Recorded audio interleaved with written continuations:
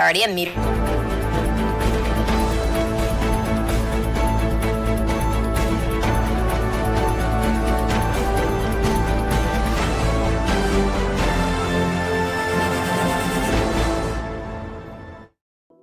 You don't need to live with aches and pains. Visit relieffactor.com today.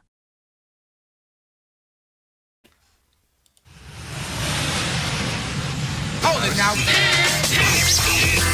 you are about to hear the most interesting, informative, thought-provoking, and funny show in America. On air and on the World Wide Web. This is the Rob Carson Show. This is the Rob Carson Show. Hello and welcome to it. You just caught me with doing some show prep. As I was getting the show ready to start.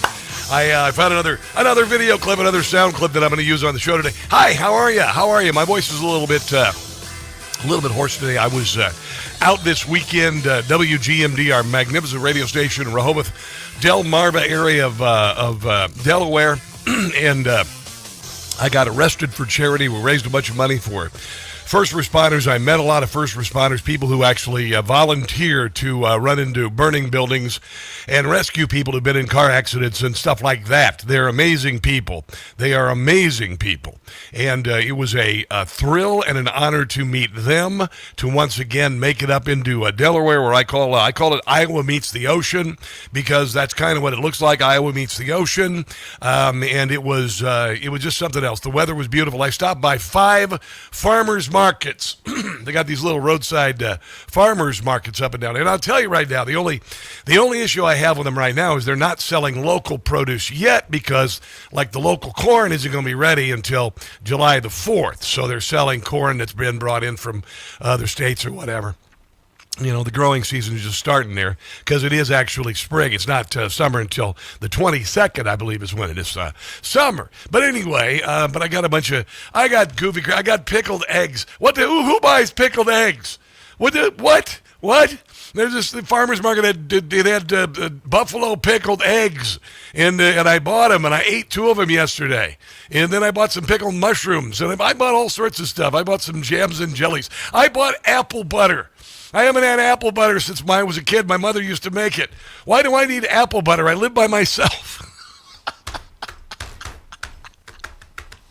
But it was just beautiful. It was just beautiful. I got to get out and see the beauty of the East Coast here, and drive across the Bay Bridge. A lot of people have trouble going over the Bay Bridge. They get freaked out by the height above the water. But I just see beauty. I see the Chesapeake Bay and shipping container ships and people fishing and all that. It was glorious.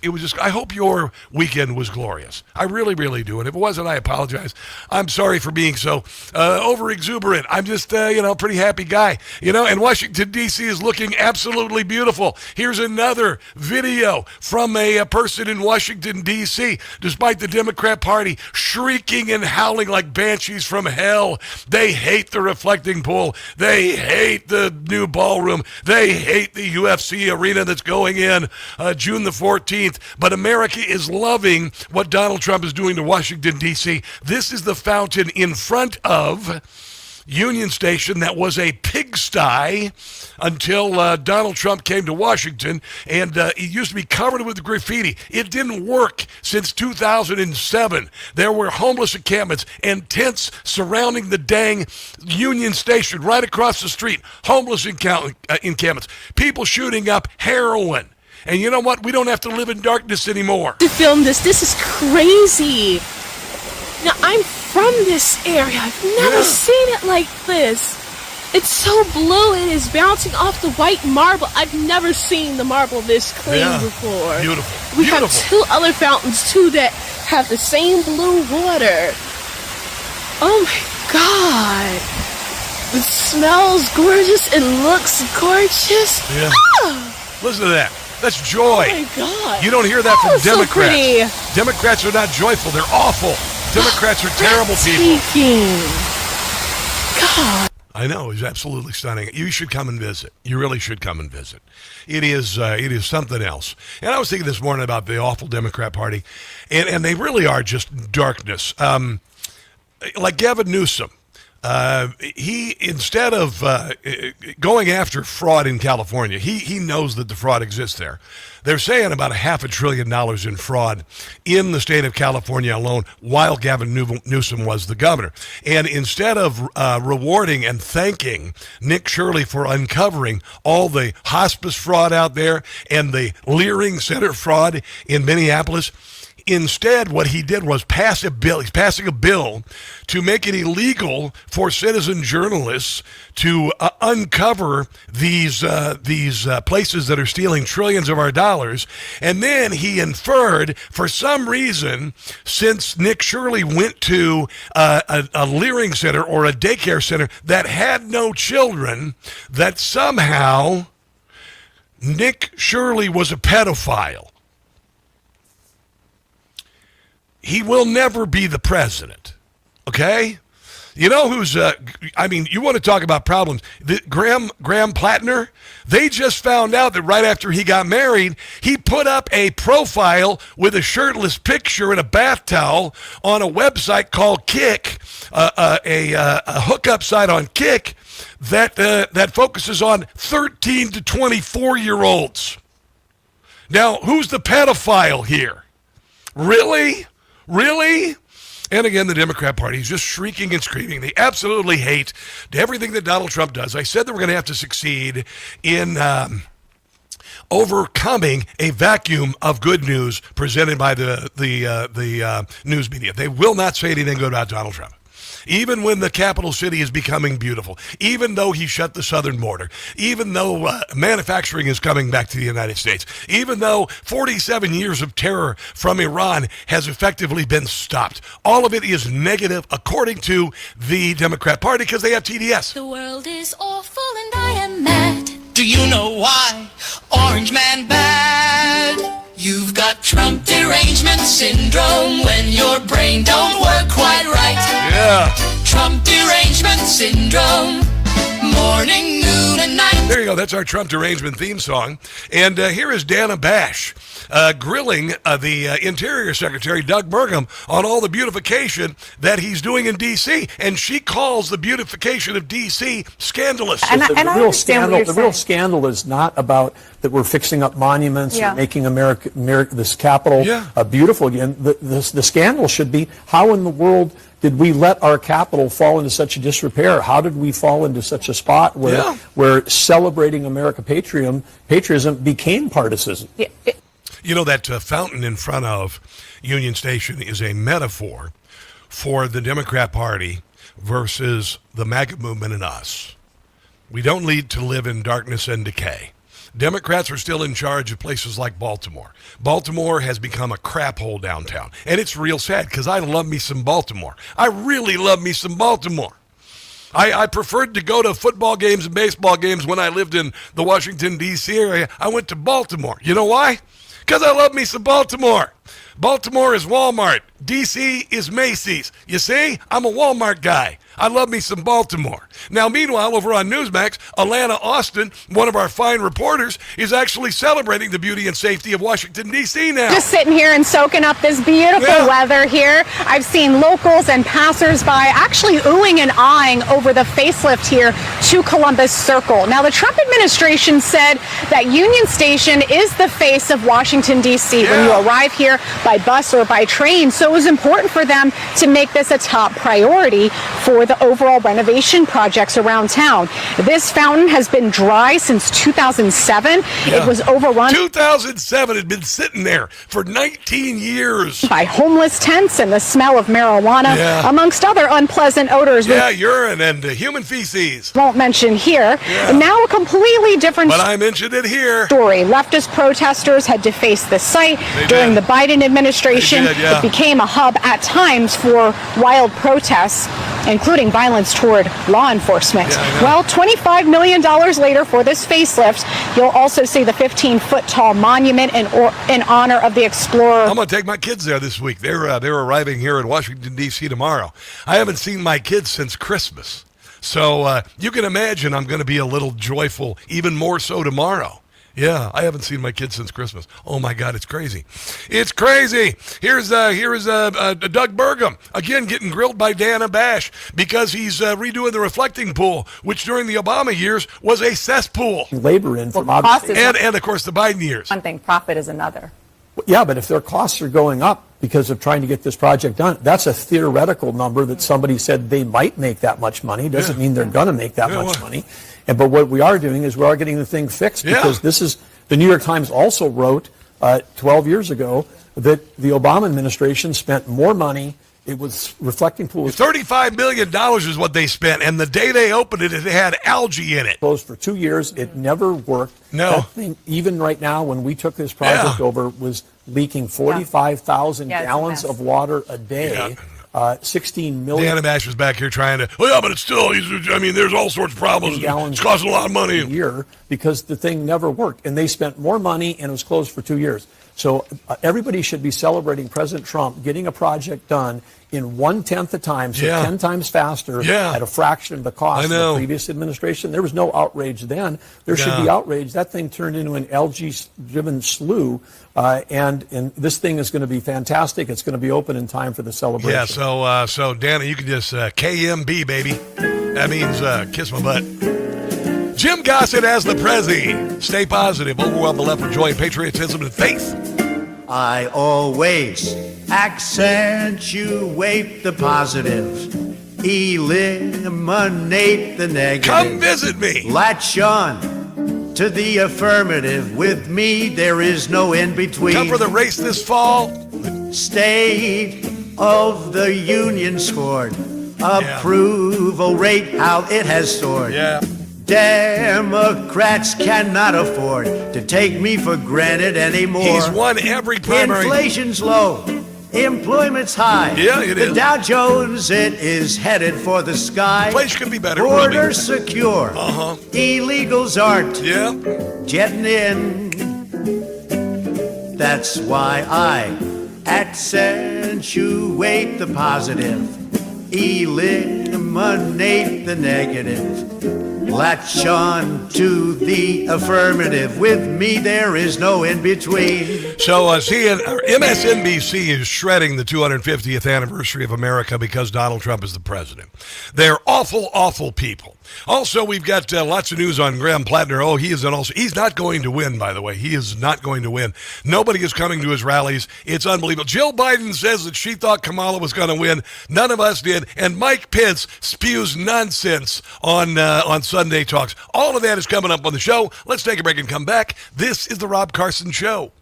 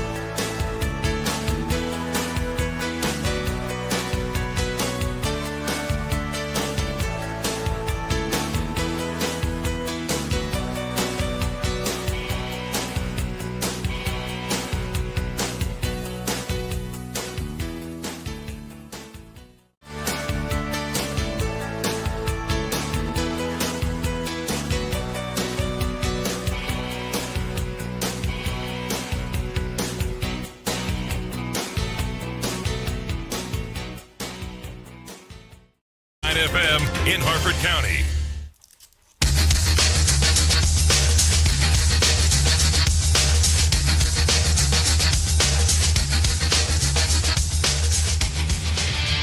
The Rob Carson Show podcast is everywhere. Go to newsmax.com/listen for details. In 1 month, America will mark the 250th anniversary of its founding. Like previous anniversaries, there is a deep unease about this. I feel a deep unease about these celebrations to which I am invited to mark the 250th anniversary of our so-called democracy. Well, how about don't go then, you jackweed? That is Ali Velshi. I don't know if you do this, but 50 years ago, we celebrated the bicentennial of America. It has nothing to do with sexuality or being bi-curious or non-binary. No. It was the 200 years that America had been around. I was a fourth grader when that happened. And people of every color got together and celebrated the 200th birthday of America. They had a thing called Schoolhouse Rock not soon thereafter. We the people in order to form a great American melting pot. And we loved America. And 50 years have passed, and the standard of living has gone up dramatically, particularly for me because I grew up on a farm and I was pretty poor. But that said, all the left can do is B-word and whine about America, and I'm done with it. And Ali Velshi, you can stick it. You can stick it. There's not unease about the 250th birthday of America. We're quite proud of America. Thank you very much. And MSNBC and these other idiot networks that just suck want to literally destroy the 250th anniversary of our birth because Donald Trump is the president. Because Donald Trump is the president. Honestly, MS Now had a piece this weekend. They were talking about the national pride and unity rings false for many Americans because of the country's history and current politics. Well, the history was the same in 1976. Segment brought on a professor named Eddie Cloud Jr., whose book focuses on race and America's anniversaries. During the discussion, Cloud claimed that white nationalists have taken control of the federal government and that Trump and his supporters view America as a white Republic. That nothing could be further from the truth. Nothing could be further from the truth. And you can, honestly, I've got no time for this nonsense. How dare you say this about my president? You say this about my country. You say this about the people that I vote for. Bullcrap. Not going to take your nonsense anymore. Not going to live in darkness anymore. That's racist. No, it's not. Shut up. I'm not going to live in darkness anymore. So done with this crap. Here is ABC this weekend. They're really upset that Donald Trump is having an MMA fight on the White House grounds. It's on Flag Day, by the way, and it's the 250th anniversary of America. And also, the Flag Day also happens to be Donald Trump's birthday. But they say that Donald Trump's doing this for his birthday, only for his birthday, and they're wrong. America is about to turn 250. And President Trump is putting his mark on the party. Nowhere is that more clear than at the White House this week, where a UFC fighting ring is going up for a June 14th. See, he wouldn't be the president had you guys not rigged the 2020 election. So, too bad, so sad. Cage match. That's right, June 14th, Trump's 80th birthday. Yeah. Just yards away. He hasn't said it's Flag Day yet, and Flag Day is a big day in the 250th anniversary of America. From the rubble of the demolished East. See, if July 4th were Donald Trump's birthday, you'd have a problem with us celebrating July the 4th, but it's not. Wing, where the new ballroom is beginning to take shape. I know. Jackie Kennedy wanted a new ballroom, but her husband got murdered. And next door at the Treasury Department, officials are busy with yet another Trump-centric idea for the 250th celebration. Yeah, and at least it's an idea because D.C. had become a complete crap hole when Joe Biden was the president. President Trump has been on a mission to remake Washington. Washington, D.C. is now a safe and beautiful place. It and is. It's only going to get more beautiful. He tore down the East Wing to make room for his ballroom. Yeah. It's not his ballroom. It's America's ballroom. It's the people's ballroom. They've wanted one for decades. Wants a massive 250-foot arch outside of Arlington National Center. Yeah, it's an Arc de Triomphe. The guy who actually created DuPont Circle wanted an Arc de Triomphe, and they've debated it for years. He's painting the reflecting pool blue. No, he's actually sealing it and then making it beautiful. Some of his projects have worked. Outside Union Station, he turned a graffiti-scarred well, the only ones that haven't worked are the ones that are still in progress, you fool. eyesore into a real showpiece, a working fountain and all. Wow. And as he's done for decades, Yeah. Trump is putting his name and his face on all of it. Yeah. This week we learned he wants his face somewhere no living American has landed in Yeah, I over a know. century. $250 bill. Because, see, it's the 250th anniversary of America, you see. It's kind of a big deal. And just because you don't want to celebrate it because Donald Trump is the president, honestly, I don't even care. Don't even care. Meanwhile, here's old Newsmax, my network over here. Here's what Newsmax has to say about the UFC fight. The Ultimate Fighting Championship, UFC is set to bring its electrifying spectacle Well, that almost sounds positive. to Washington, D.C. in just two Why are you still watching CNN or MSN now? short weeks, hosting a primetime event at the White House, as you can see right there. They're getting that stage set. I know. I'm gonna try and get in there. I'm working on getting tickets, but see, I'm not hot and a girl. Because they know some people who are hot girls. They got their tickets and everything. Me, I'm over here going, I'll serve drinks and appetizers if I have to. But hell yeah, I want to go. You know why? Because it kicks butt. Because it's an MMA fight. Because it is on the White House grounds. Because it has never happened before. And then they're going to do this Grand Prix race. I'm working on getting a hotel room with a balcony so I can go down there and hang out with some friends and watch the race. You know why? Because America's fantastic. If I could, I'd go to Mount Rushmore where they're going to have fireworks again. Joe Biden canceled the fireworks because he was just being a D word for Richard, or he didn't know what the hell was going on. There you go. So, honestly, don't have time for it. I am becoming crystallized in my belief that we have to overwhelm the left with faith and joy and patriotism. I met a lot of people this weekend and shared that message, and they agreed, and I'm going to be sharing some stories as the show progresses. Mike Pence made an appearance on the Sunday Talks, showed he is completely irrelevant, said that the MAGA movement is not conservative, among other foolishness. Nitya Raman also says that she wanted homeless encampments within 500 feet of schools, but complained when one was set up in front of her house. That's coming up too. This is the Rob Carson Show.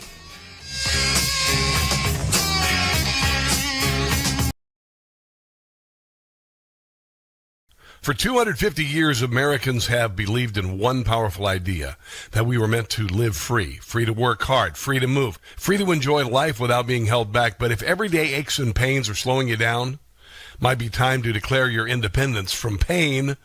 I did with Relief Factor. That's how I'm able to crush it at the gym every day. Thank you very much. Relief Factor is a 100% drug-free, research-based formula designed to help your body fight inflammation, one of the root causes of pain. It's not a quick fix or a temporary mask. It works from the inside out, at the source. Relief Factor was created so people could get back to living life on their terms, walking, working, exercising, and enjoying the moments that matter. This year, as we celebrate 250 years of American independence, take a stand for your own freedom. Declare your independence from pain. Try Relief Factor today for just $19.95. Your 3-week quick start is ready for you. Visit ReliefFactor.com or call 800-4RELIEF.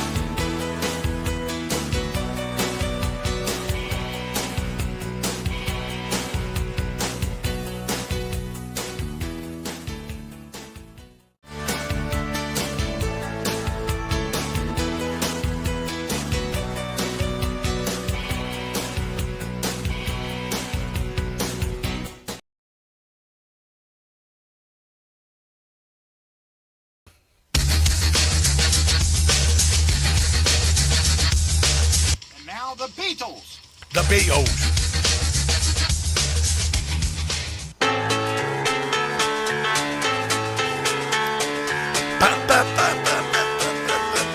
No one else on my show gets Beatles bumper music.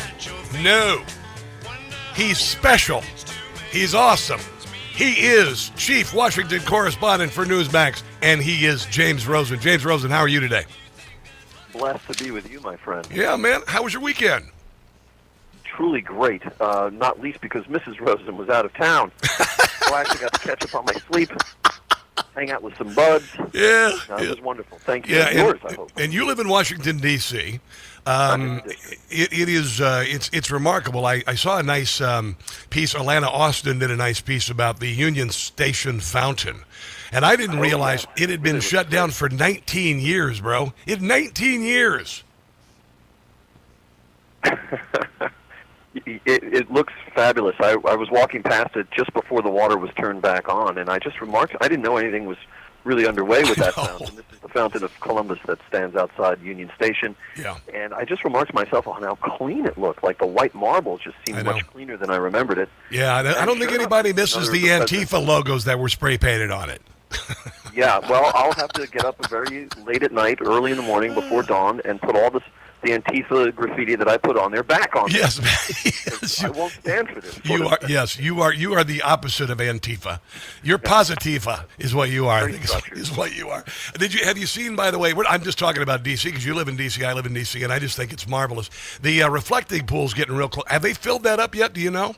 I want to head down there. Over that way. I want to dangle my feet I have in a it. feeling it's going to look really, really good, and a lot of the hand wringing is going to have been for naught. I would hope so. Actually, I would hope so. Now, one thing that you had mentioned to me in a text today, and I had heard about this, and I think this is spectacular because I'm an Iowa boy. I'm a state fair kind of guy. I'm a county fair kind of guy. I used to go to the Montgomery County Fair. You been to the Montgomery County Fair in Maryland?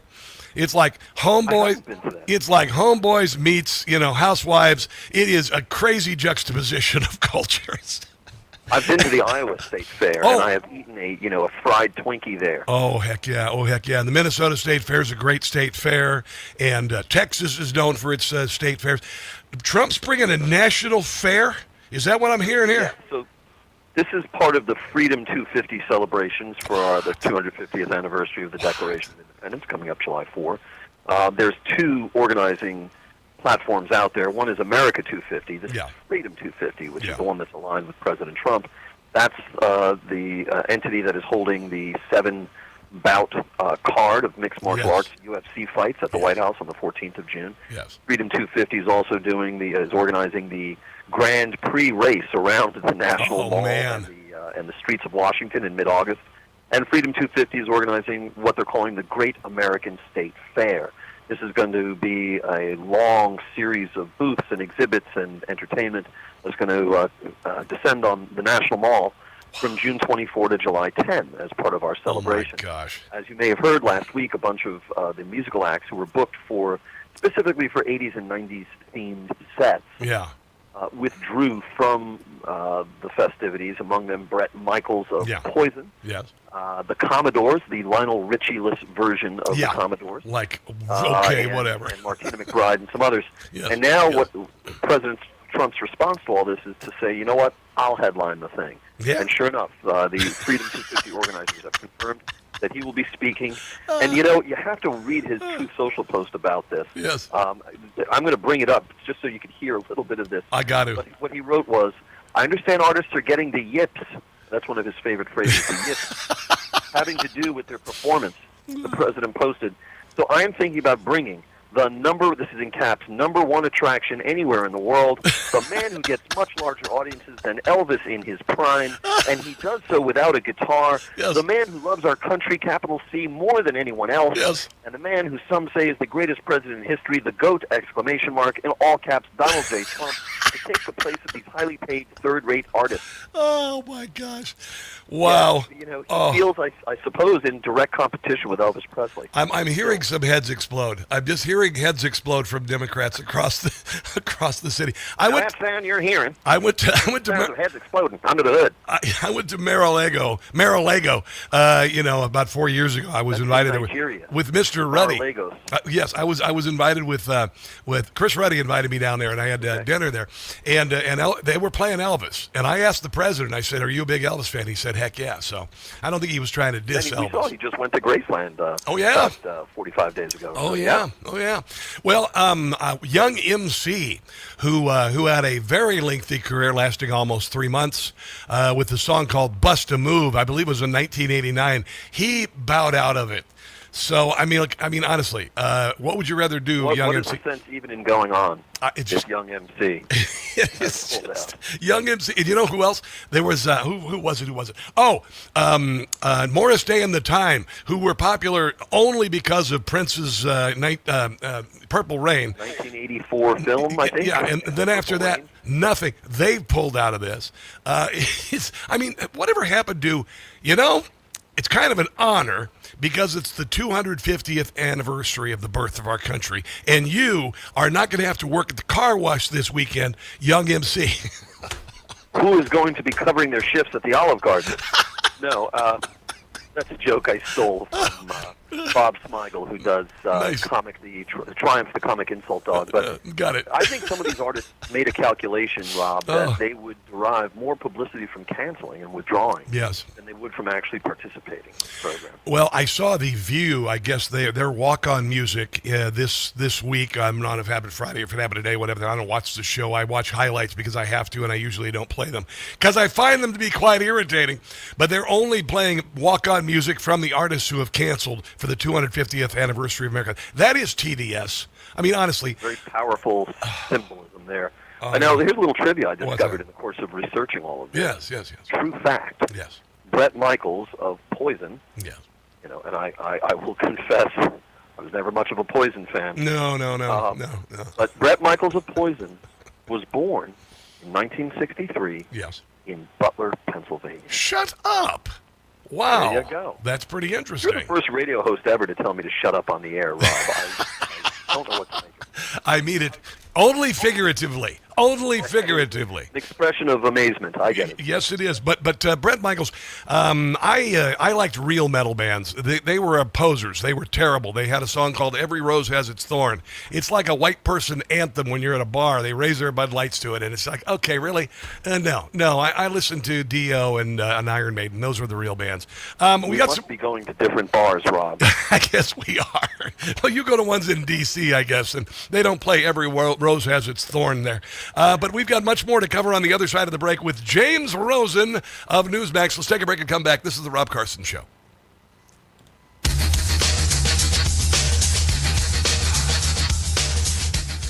Are you nearly maxed out on your credit?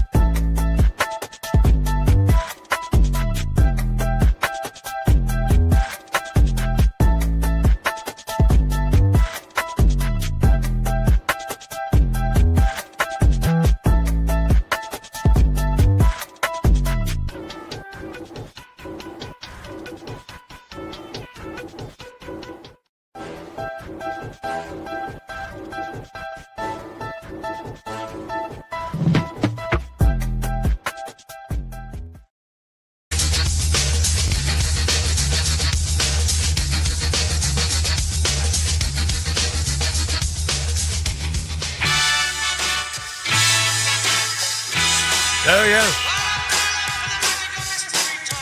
Crank it up.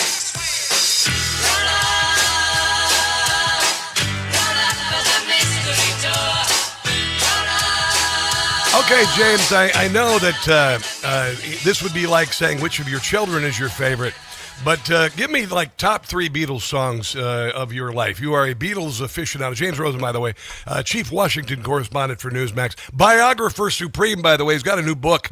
It's been out for a couple of months, but it's pretty amazing. Scalia, the Supreme Court Years, is available on Amazon and other places. But go ahead. Give me like 3. Can you give me 3 Beatles songs? You sound like De Niro when he's losing weight in Raging Bull. Give me a little piece of ice. Give me a little piece of ice. Yes. In the gym. Listen, a true Beatles freak. Yes. And I consider myself a freak, which is one level above scholar and historian. Yes. The true Beatles freak rejects as offensive and heretical expressions of who's your favorite Beatle, what's your favorite Beatles song, what's your favorite Beatle album. You can say what your worst favorite is, Yellow Submarine. I mean, come on. The worst Beatles song to me is Mr. Moonlight, which was a cover that appeared on the Beatles for Sale album in late 1964. Mr. Moonlight. I'm not big on... I'll tell you what's a surprising track that I'm not that big on that was one of their greatest hits, and that's Get Back. I don't know. Really? I don't like the drumming. Really? But hey, have you listened to the Boys of Dungeon Lane, which is the brand new album Sir Paul McCartney released on Friday? What? Let me tell you something, Rob. Yeah. I'm serious now. Okay.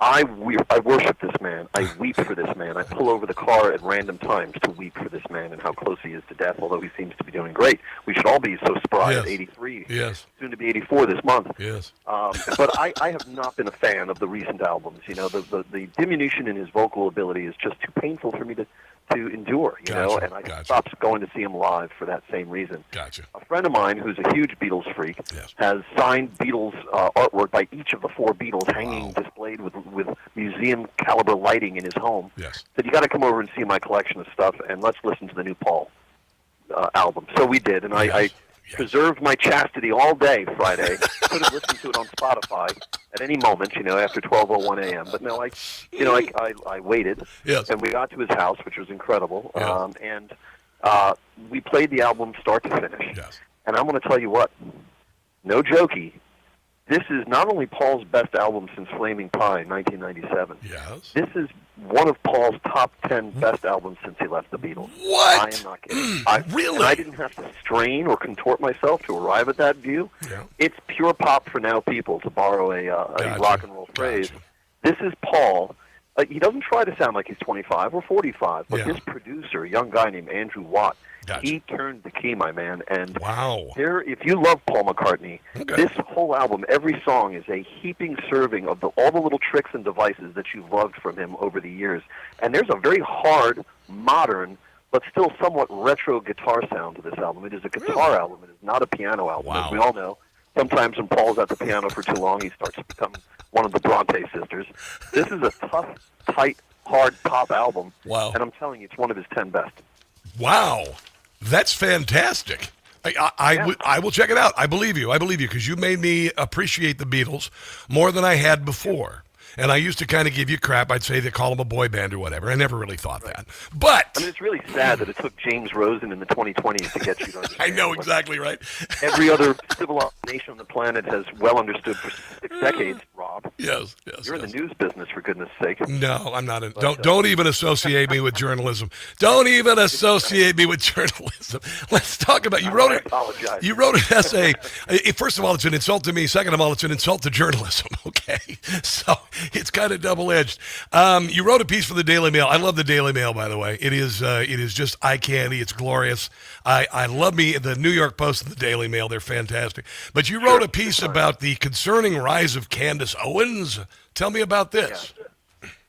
So this follows the appearance on Candace Owens' YouTube program of Hunter Biden. Now, some might be tempted to regard this as simply a convention of dunces, 2 rejects from the big time finding common cause. Yeah. But let's be clear about Candace Owens. This is someone who is one of the hosts of the most popular podcasts in America and who has a social media followership of something on the order of 35 million people. Jeez. And last week, in addition to the Hunter Biden episode, which was kind of surprising, we saw an article published on the Bulwark, which is an anti-Trump conservative opinion website. The leader of it is a woman named Sarah Longwell. She is a non-MAGA conservative consultant, and she runs focus groups each week, several a week, with people from across the political spectrum. And she published an article saying we're not talking enough about President Candace Owens. Oh, dear God. And she quoted from individuals participating, men, women, older, younger, in her focus groups who are saying, I would vote for Candace Owens for president. And if they had switched out Candace Owens for Kamala Harris, the Democrats would have won. And all these other comments from real American voters out there. Wow. So my article for the Daily Mail, which you can find on my X feed, at James Rosen TV, examines what this means, whether she really has a political future, and so on. I suppose if you look at it that way, coming from a Democrat perspective, it's more believable. I'll believe it when I see it. I don't think it's possible. I think she's extreme. I think she's, well, wait a minute. I was going to say anti-Semitic, but that doesn't seem to bother Democrats. Jim, did you see this week in the Israel Day Parade in New York City for the first time in 60-plus years? Go bike riding. Not attended by, if this doesn't say it all about Zoran Mandami and his hate of the Jewish state and his anti-Semitism, then I don't know what's going to convince people. Because he skipped that parade for the first time, 65 years or whatever, a New York mayor skipped it. It's ridiculous. To ride his bike, as the cover of the New York Post showed. Yeah, in a suit without a helmet. But when you see people in focus groups saying, "I think Candace Owens would make a great president," you wonder if they are aware that this is someone in Candace Owens who believes, quote, "We are all ruled by pedophiles working for Israel," or whose coinage for the state of Israel is the synagogue of Satan. Yeah. Well, the more doesn't track with most Americans, but nonetheless, she's a very unusual source for such bile. Yeah, as she I is. write in my article, probably not since the days of Tokyo Rose doing propaganda broadcasts during World War II have Americans beheld such bile coming from such a beguiling source. Let's be honest, were Candace Owens articulating all the same opinions that she has over, let's say, the last 5 years, but had done so from beneath an outgrowth of facial hair and an additional 150 pounds, probably no one would be paying attention to it. Brilliant, my friend. I want to read this. You're a great writer, and you're also a great guest. I appreciate your new book. It's been out since, I guess, February. Scalia, Supreme Court, years 1986 to 2001. Also, what's the name of the McCartney album? The Boys of Dungeon Lane, a reference to a childhood street in Liverpool. And he's not getting any money for saying this. He's I'm not even a free album. My God. James Rosen, TV on X. James Rosen, thank you so much, bro. Have a great week, okay? Thank you. All right, let's take a break and come back. This is the Rob Carson Show.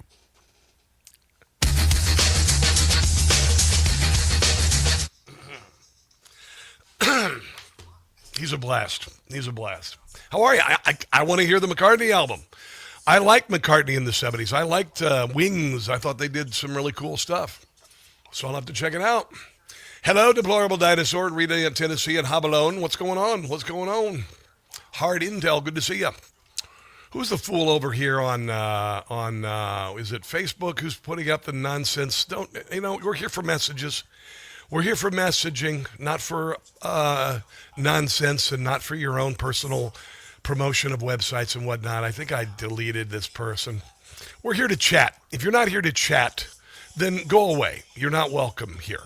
We are here, regardless of politics, to commune over the show. Yeah, Faroa Ruth or whatever the hell. Bye. Goodbye. Stop with this nonsense. We're not interested in your garbage. If you're a troll, bye. We don't have time for it.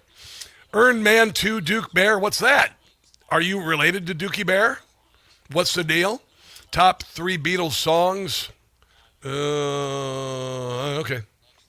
Wings was good. Listen what the man says.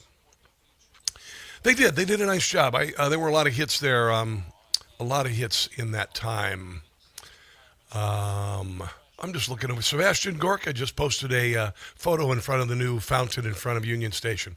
It's beautiful. You guys ought to come, really. I think, I'm not sure if the site is still up.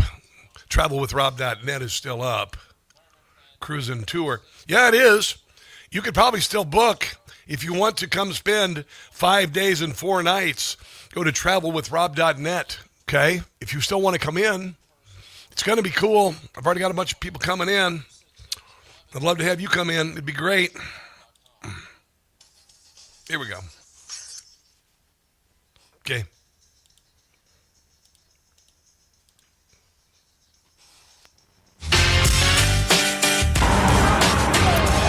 David Zier on the ground, Midtown Manhattan. It's a beautiful day here. Israel Day Parade. Thousands are marching through the streets of New York. One person noticeably absent here is Mayor Mamdani, the first mayor in 62 years to not attend the parade. And this comes on the heels of a CompStat 2.0 New York City Police Department report that hate crimes are up 11% year to date in New York City, and 55% of those attacks are against Jews alone.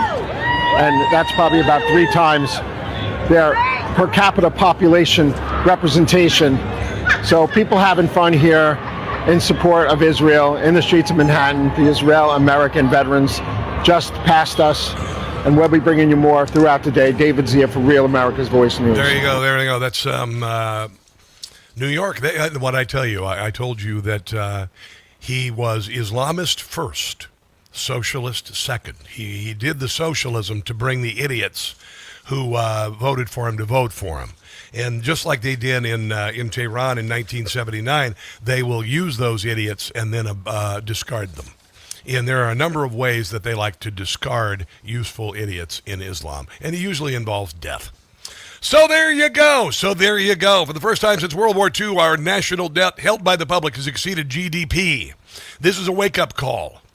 All of this means higher inflation, higher prices, higher cost of living expenses, higher interest payments on the national debt. We pay stupid amounts of interest on our debt.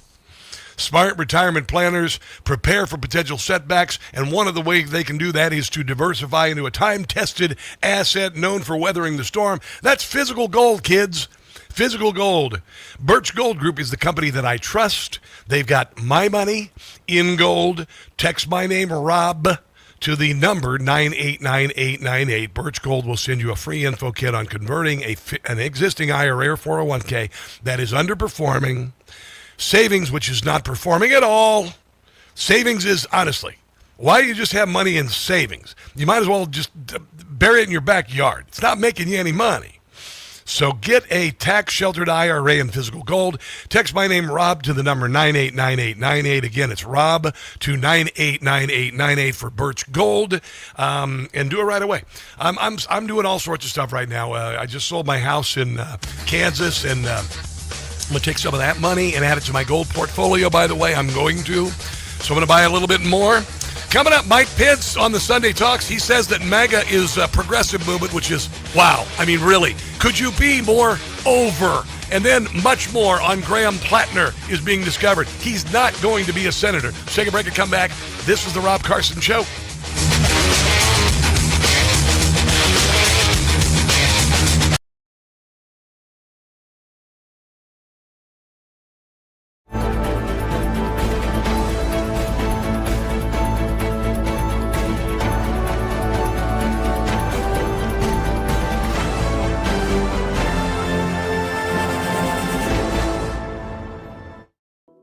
You don't need to live with aches and pains. Visit ReliefFactor.com today.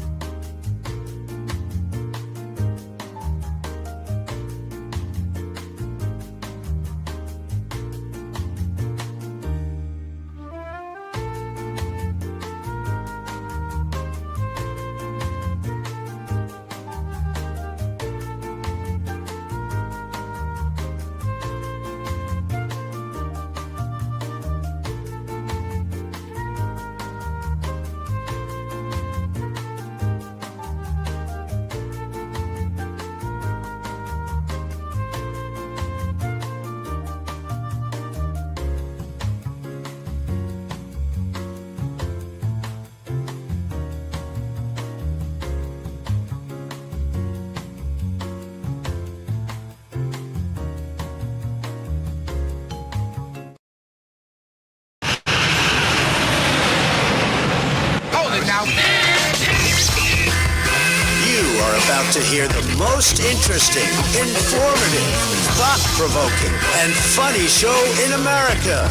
On air and on the World Wide Web. This is the Rob Carson Show. This is the Rob Carson Show, hour number 2 of the show. Welcome to it. We've got a lot of stuff to get to. I'm quite excited this week. I'm going to be taking Wednesday, Thursday, and Friday off this week. I'll just give you a heads up. My kids are coming to see me, and my daughter's going to stay with me all summer. And I can't contain my excitement. You see, before I moved to Washington, D.C., I had gone no longer than 3 days seeing my daughter for nearly 20 years. And now my daughter lives 1,600 or 16 hours away. And I can't wait to see my kids. So it is such a blessing. Such a blessing. I get to see my little dog. My mom gave me her dog and a little Shih Tzu, and her name's Desi, and I let my daughter keep her. I get to see Desi. Desi's going to be staying here all summer. It's going to be amazing. Looking forward to it. And then Friday, I'm going to the Talkers Convention. There's a website called Talkers Magazine, and it's the Bible of talk radio. And Michael Harrison is having me up there, and I'm going up there with Ralph Renzi, who's now in charge of Newsmax podcasting and audio and doing a kick-butt job, by the way. He's doing a kick-butt job. He came in, took over. Her sales are up like 300%, and I made it into the top 10 podcasts for political commentary. Oh, my gosh. So he's doing a great job. And my agent, Stephanie's going up there with me, too, and it's going to be fun. It's going to be amazing. I'm even doing a panel. I'm part of a panel. I know. I'm getting some respect from an industry that's beaten the snot out of me for 30 years. So there you go. It's kind of fun. Yesterday, I just had a marvelous weekend. I went to Delaware. I went up to WGMD, our anchor station there, and did an event for first responders, and it was just beautiful. It was beautiful outside. It was windy and chilly, but it was fine, and I got to meet so many of you who listen to the show, and it's such a blessing to do this. No matter where you listen, I hope eventually to meet you. I do. I know it's going to be hard to meet millions of people, but it is very important to me, and it's a thrill always. And yesterday I decided I debated going down to walking down the Potomac River, and then I drove by the swimming pool at my apartment complex, and there were a bunch of people hanging out there. And I said, you know what I'm going to do? I'm going to go to the grocery store, and I'm going to buy some burgers and some chips and some other stuff, and I'm just going to show up and say, my name's Rob. I live here. I'm your neighbor. Let's get to know each other. So I did that, and it turns out there was a group of brothers there, right? Probably about 10 guys, and they came in. A couple of them rode their motorcycles in. And I ended up talking to these guys, and they're spectacular men, and a couple of women showed up too. That was pretty amazing, and I got to talking to several of these guys, and in case you didn't know what brothers are, they're black guys, okay, and a couple of Hispanic guys. But anyway, I was there, I was the only white guy there, which was cool with me, and it was cool with them too. They didn't even care. They didn't even say, hey, you're white, not one single time, and I didn't say, hey, you're black, not one single time. It's weird. Turns out a lot of them, in fact, every one of them I talked to, is conservative and voted for Trump. Oh, what? Yeah. And they all told me, at least the main guy who was kind of hosting the deal, and we had a delightful conversation, ended up going inside and playing pool. Thank you very much. He said that a lot of his friends left being his friend when he said that he voted for Donald Trump. But he talked to me about the Democrat Party and what it has done to the black community in America's inner cities. And it was a fantastic conversation. It was a fantastic and positive conversation. And I told him that my mantra and the reason why I'm here is to entertain, inform, and motivate people to do good, to overwhelm the left with joy and faith and patriotism. And then at the end of the evening, I gave them all these new T-shirts that I have that say "Blessed Beyond Belief." That's Rush Limbaugh was the EIB network. I'm the BBB network.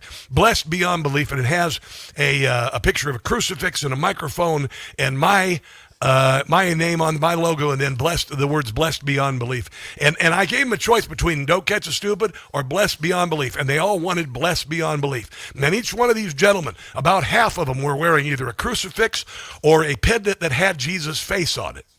And I thought that was pretty cool. I thought that was really cool, and I enjoyed fellowship with them. And then I brought down Buck My Bronco, and we listened to some crazy music, like California Love, and I mean all sorts of music, and jammed to some tunes, and it was delightful. It really was delightful, and it adds to my positivity about the country and how the Democrat Party is absolutely awful, not a force for good. Nitwit Rahman, who's not going to be the mayor of Los Angeles. She's in third place and fading. But the mayoral race between Los Angeles Mayor Karen Bass and Spencer Pratt just tightened. It looks like, from the California Post, Spencer Pratt's ahead. He's ahead by 1 point, which means he's ahead by 10. Yeah, because polls never show Republicans or independents ahead of Democrats until Election Day when they're beaten, and then they go, whoa, we never saw this coming. So the poll, 400 likely Los Angeles voters between May 26th and May 28th through live phone calls, text message interviews conducted in English and Spanish. The sample included voters from every major region of the city affected and reflected a diverse cross-section of Los Angeles, with respondents identifying as 52% white, 27% Hispanic, 10% black, 9% Asian. The survey was 53% female, 47% male. And by the way, Spencer Pratt has the support of 33% of Hispanic voters. That's a pretty big deal. That's a pretty big deal. Now, the left, the media, they're trying to paint him as a MAGA candidate. And it's not working. It's not working at all. And even if it was, I think the Los Angelinos are sick and damn tired of these idiots in charge, these absolute incompetent buffoons. Here is Nitwit Rahman. This is a while back as a city councilwoman. She vetoed a bill that would keep homeless encampments from being within 500 feet of elementary schools.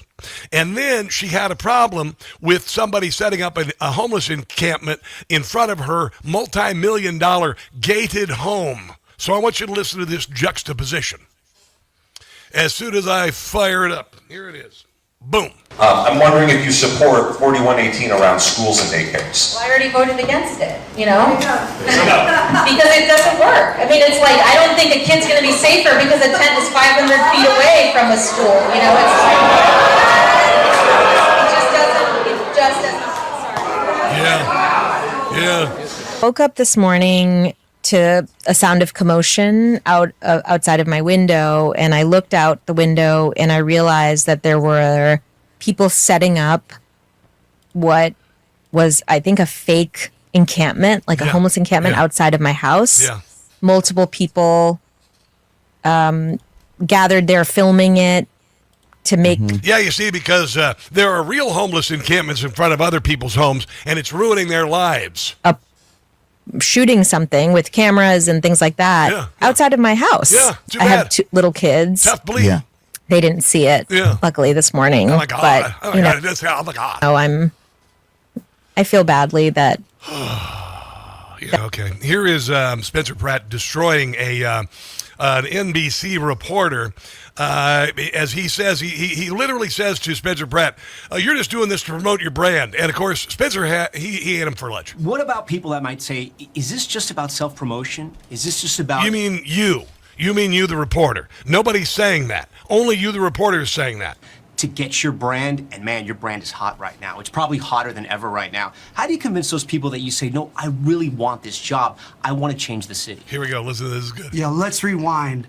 Everything I've ever worked for burned in my house. Yeah. Everything my parents ever worked for burned in their house. Yeah. I got on this mission. It was never to run for mayor.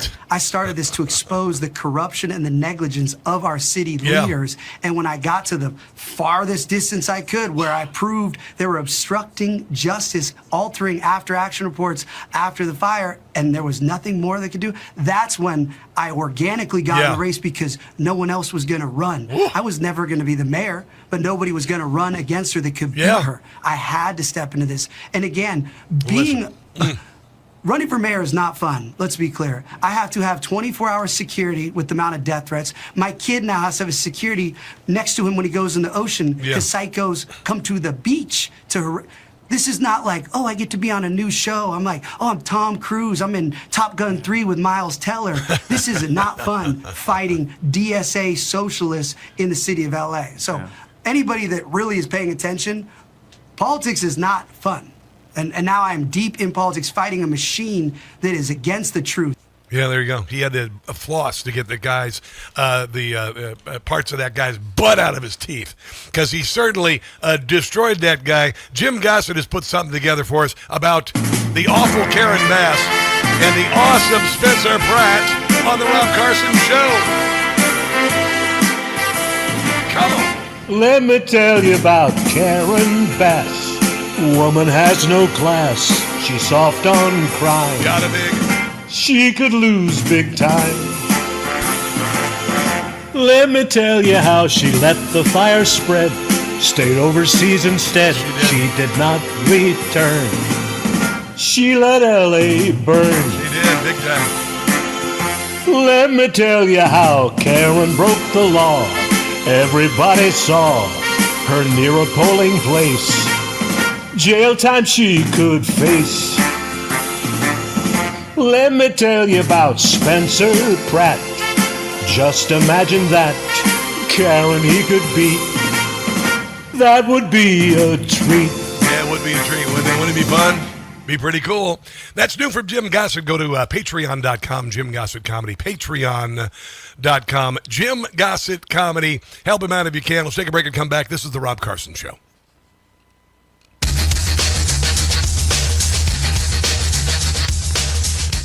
For the first time since World War II.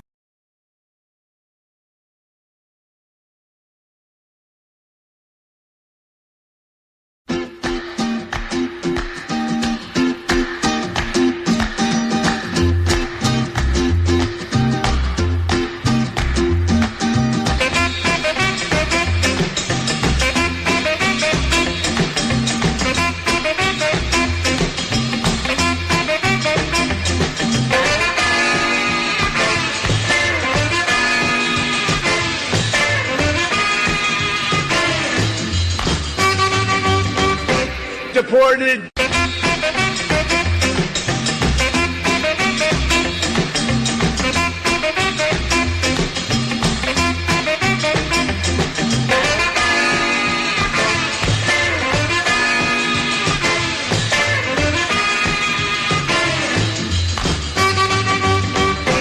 Deported.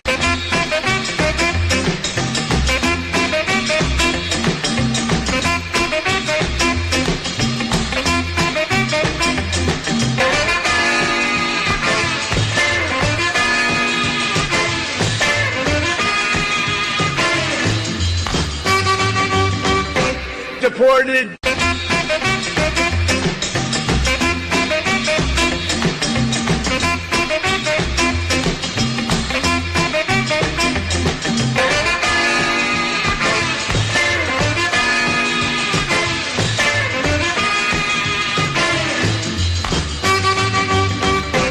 Get him out. Ready? Are you ready? Get him out of here. Get him out of here. Get the hell out of here.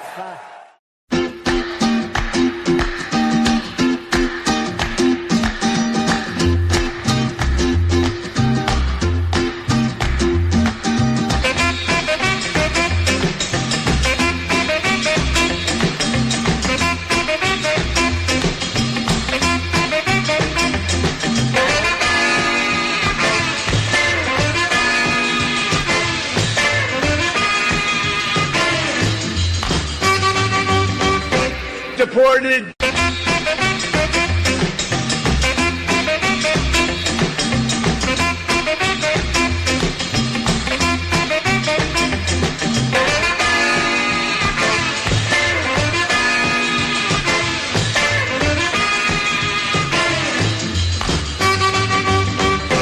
Deported.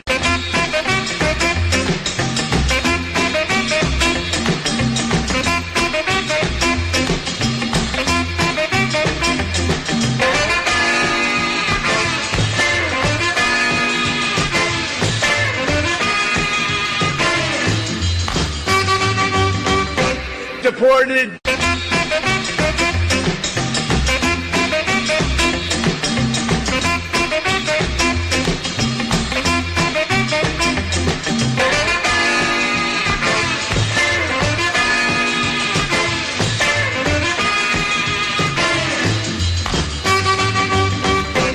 Get him out. Ready? Are you ready? Get him out of here. Get him out of here. Get the hell out of here.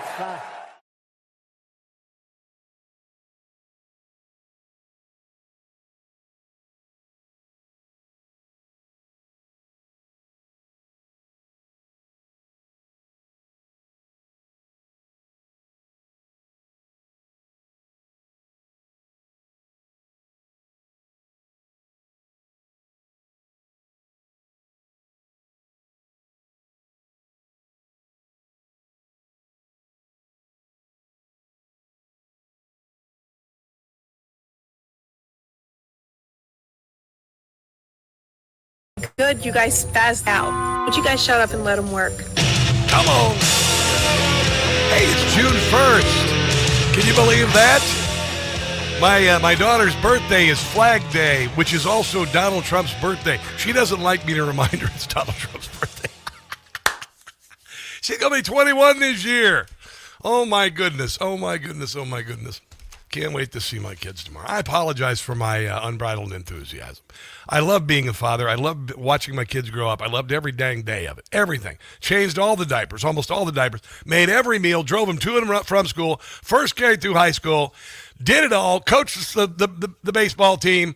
I wasn't. I was more of a cheerleader and third base coach. I didn't, because I'm going to coach somebody. Okay, whatever. Anyway, I can't wait. I'm just excited. I can't wait. I'm going to show them the sights. It's going to be amazing. It's going to be amazing. Might be a little weird, coming to Dad's bachelor pad. There's that. So, Mike Pence says the GOP has lost its way, but Dems have lost their mind. This man is so irrelevant. I mean, beyond irrelevant. I'm sharing. I know. You're making him relevant by playing his audio. No, I'm not. I'm making him more irrelevant. He was on the Sunday talk shows. He has a book that nobody's going to buy. This guy, he sounds like Sam the Eagle on the Muppet Show. Remember that guy? Sam the Eagle. And he's just worthless. He's the wing of the Republican Party that's dead. They're gone. They're the John Cornyn wing. They're everybody that Trump didn't endorse this year. Okay, they are Nikki Haley. They are Newt Gingrich. He is. And he thinks that they hold sway. Here he is this weekend. He was on Meet the Press. And he was talking about he's very offended. He's very offended by the reconciliation fund for those who were targeted by the federal government and their lives destroyed and bankrupted. But he's offended by it. Here I go. To settle. Sorry, here it is. Hold on one second. The Justice Department has the ability to settle cases like they did with that pro-life family who was put upon during the Biden. Yeah, but you got to pay for a lawyer and everything, you moron. Most people don't have a lot of money like you. Got us a well-deserved seven-figure settlement this week. But let's get rid of this fund. I mean, it's deeply offensive to me. Oh my God, who cares that you're offended? That you could have a fund. Does anybody care that Mike Pence is offended? Anyone out there? Anybody? I'm not seeing any hands. That could even possibly compensate people who assaulted police officers or vandalized the Capitol on January 6th. And I think that's broadly. No, it was 240 FBI agents infiltrated the crowd and created the violence, let people into the building and fired pepper rounds at them and rubber bullets at them and stuff and tear gas, even though they weren't being violent. So there's that, Mike, you jackweed. Here is Mike Pence saying that Donald Trump's trying to whitewash January the 6th, which was a psyop and all a giant lie. Last week, at the request of the Department of Justice, a federal appeals court threw out the convictions of 4 members of far-right extremist. Yeah, because it wasn't an insurrection. Group, the Oath Keepers. Yeah. That was a militia involved in January 6th. Do you think that the Trump administration... He's gobbling up her pablum like a baby bird and a mother bird vomiting into his mouth. ...is deliberately whitewashing that day. Whitewashing that day. Well, I've certainly seen evidence of that. Particularly, I was offended. Oh, he was offended too? He's offended again. And still, hold on, does anyone care? Anyone? Nope. On the anniversary of January 6th, when the White House put out a timeline that literally blamed Capitol Hill police for the riot that took place that day. Yeah, because they murdered somebody. One of them did. I'm very confident that of the judgment of history in the years ahead. No. It's going to be shown that it was a psyop. It was bought and paid for. Stephen A. Smith even agrees. The news comes amidst a bombshell report from the Justice Department that revealed the FBI had at least 26 confidential informants on the ground when the Capitol was stormed. There were agents in the crowd. January 6, 2021. They're saying that some of the informants, the confidential informants, may have also been at Charlottesville, and SPLC, the Southern Poverty Law Center, may have gotten them to go to the Capitol. The report says most of the informants engaged in illegal activity during the chaos. Yeah. The Justice Department says only 3 of its 26 informants. Yeah, why didn't you say anything about that, Mike Pence? Because honestly, you're just oh my gosh. I got to be kind. I got to be nice. Oh, here he is saying that the MAGA movement is not conservative.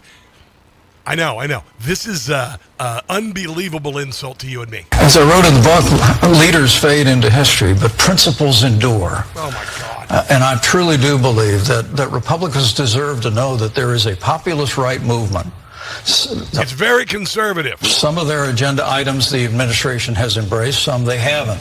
I mean, I give the president great credit for the way he stood with Israel. You're not offended? Stood up to Iran, the way the president extended all those Trump-Pence tax cuts. But where he's embraced that populist movement, I think you could see the Republican Party, if we don't get it right, we're going to end up moving in the progressive direction. And for the sake not of our party or elections, but for the sake of the country, I believe we have to have a party that's advancing these timeless conservative principles of life. Your party is dead. You killed it, Mike. That's why you're no longer relevant or necessary. There you go. Here he is talking about MAGA again. But look, I have great confidence in the American people and in Republican voters. I think if we don't of you. We hold. That's why you're no longer in office. The banner of American leadership on the world stage, of limited government, free market economics, of traditional values. Why didn't you do anything about bringing manufacturing back there, Mike? Right to life high. I think voters will rally to our cause in these midterms and in 2028 when we're going to decide whether the that candidate's going to be a MAGA candidate, not somebody like you. Progressive left, with its embrace of socialism, is in the lead on the national stage, or whether a populist right that is a form of progressive politics. I mean, it's not. This is when you look at the embrace of isolationism, protectionism, nationalization of companies. We're not nationalizing companies. What the hell are you talking about? We are Reagan inspired. We are Trump inspired, except for, unlike Reagan, Donald Trump, and nothing against Reagan. I don't want to blaspheme. Ronaldus Maximus, as Rush used to say. But Donald Trump is making what Reagan did pale by comparison, especially going after Iran, sealing the southern border, bringing manufacturing back to America after it had been offshored thanks to decades of Democrat policies. What Donald Trump is doing is a true revolution. It is bigger than the Reagan Revolution. Nothing against Ronald Reagan, but it is bigger than the Reagan Revolution, and it is a movement of good and of God on top of all of that. You can't say that. Yeah, I can. I just did. All right, we're going to take a break and come back. All sorts of Graham Plattner nonsense coming up. I don't think he's going to win. And then Tony Schaefer also joins us from Project Center on the other side of the break. Don't go anywhere.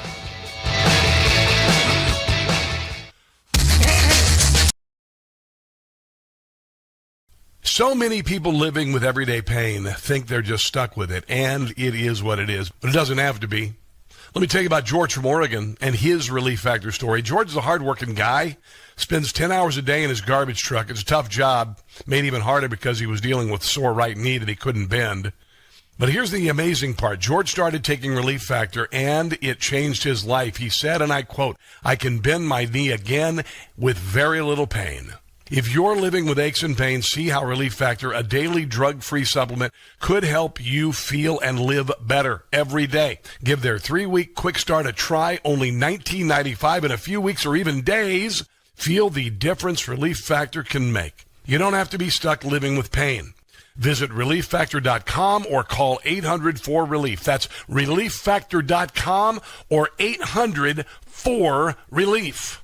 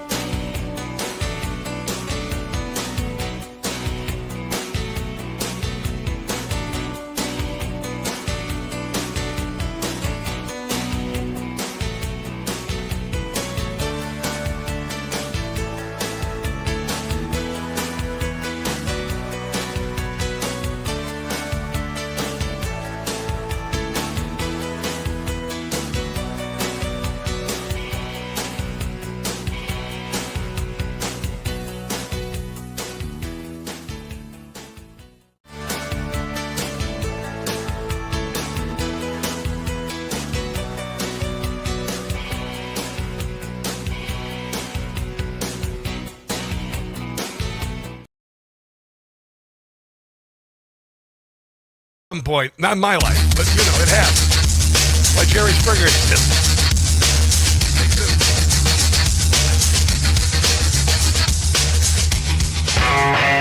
This is breaking news. The United States conducted multiple strikes against Iran over the weekend, according to U.S. Central Command, going after radar systems and drone control sites in Goruk, Iran, along the coast, and also Keshem Island in the Strait of Hormuz. These strikes were defensive in nature, according to CENTCOM, and were meant to protect international shipping lanes. The strikes also came after Iran shot down a $4 million U.S. Predator drone over international waters. In response, the Iranians launched missiles and drones toward Kuwait. We know that last week, a similar attack. Okay, Tony Schaefer, I got to ask you the question. By the way, our special guest, Lieutenant Colonel Tony Schaefer, President of Project Sentinel 2020, Trump campaign national security advisor. Are we going to have to bomb Iran? Yeah, I think we are. I think that's where it's going. Bro. Yeah, at this point, thanks for having me. That's good to be here. And so the issues of delay and distraction have been kind of like an annoyance. I think President Trump, correctly, has tried to work with the leadership that exists, but the problem is I don't think the leadership that exists actually controls some of the IRGC nonsense. And, of course, today, just a few hours ago, the Iranians said, we're dropping out of the negotiations because of the Israelis making progress against Hezbollah in Lebanon, which really the two are not related. We've said so, but the Iranians continue to pretend otherwise. So, yeah, I think it's something that I think the president's going to unfortunately have to direct, and probably sooner than later. I support this president. I will continue to support this president in every way, shape, and form. I do, however, have a problem with his patience with these SOBs, because he has been more than patient with these people. And I know he's being, they think they're playing him. They think they're playing him. And he knows it's happening. But he's giving them every last chance he can. He's saying, you can step down off that chair and take the rope off your neck, or you can have me kick the chair out from under you. What do you want to do? And right now they're leaning into, you better kick the chair. Yeah. So I think that's the issue at this point, is that the array of options relating to the military solution is fairly significant. I mean, I know we have a lot of stuff forward, but the thing remains, Rob. And by the way, I think the overall global market for energy is starting to stabilize a little bit. I actually filled up my car today for under $4 a gallon, which is good. I think a lot of people are seeing that. So I think we have to have an eye on what effects our military actions have on global market. With that said, I think that the infrastructure that's available for us to take out means we have to go back and start killing leaders again. And that's going to be disappointing because, once you've had the decapitation strike, you would think, gee, maybe you all want to remain alive. But that's really what's going to happen here. The leaders we're trying to negotiate with may well soon become casualties, and we're going to have to start from scratch. Now, I'm going to be okay with that. I think most people, the panicans, need to take a step back and quit panicking, because they are. It's like, okay, this is an evil country where its leaders are out to destroy the world, period. It's their philosophy, their religion demands that they create the apocalypse. Now, this doesn't include the Persian people. This is indicative of the Shia leaders who are trying to drive the country into oblivion. So we could never permit the Iranians to have any form of nuclear weapon, because they would use it, and they would use it to fulfill the prophecy of their own religion. So 100%, kind of where we're at right now. 100%, and I'll also mention, we're hoping that the Iranian people are going to rise up. Clearly, when they did, and they murdered 40,000 of them, there was a good deal of reticence. How do you arm a population that hasn't been armed and isn't trained? And what can you do as far as an uprising is concerned? Who could they ask for help from to do this? So, well, they've asked for help from, I think, us in many ways. I mean, we missed an opportunity back in 2009 when the Green Revolution started. Remember, the same time the Green Revolution started, Rob, there was something concurrently happening called the Arab Spring. Yes, yes. And it was interesting that Obama wanted to, quote-unquote, upend those nations in the Mideast who are our Arab allies. And basically remove the governance, Mubarak and others, but would refuse to do anything to support the people of Persia, because it wasn't about freeing the people. It was about actually trying to enable the Iranians to become more dominant in the region as a proxy. That's what the Obama folks are trying to do. That's why they paid them off. Unbelievable. Yeah. So now we're left with that. So there was opportunities left on the table, not even explored, over 10 years ago, something like 15 years ago, because of the Obama evil. And at this point, what we can do is work around the edges. We can work. One of the things I would do is help the Kurds declare their own state. Yeah. That would take a huge chunk of land away from the Iranians that they'd have to defend. Secondly, I'd be more aggressive in trying to upend and destabilize the government. There's things we can do that I can't get into on the phone. Yes. So we could be doing to destabilize the government and make their governance even more difficult. So those things I think we could do. I think Pete Hegseth is aware of them. But it's up to the president to determine if he really wants to go into that level of destabilization. How big a part is Israeli intelligence going to have in this? Well, they've got a significant role because they've been able to do an amazing job of penetrating the nuclear program.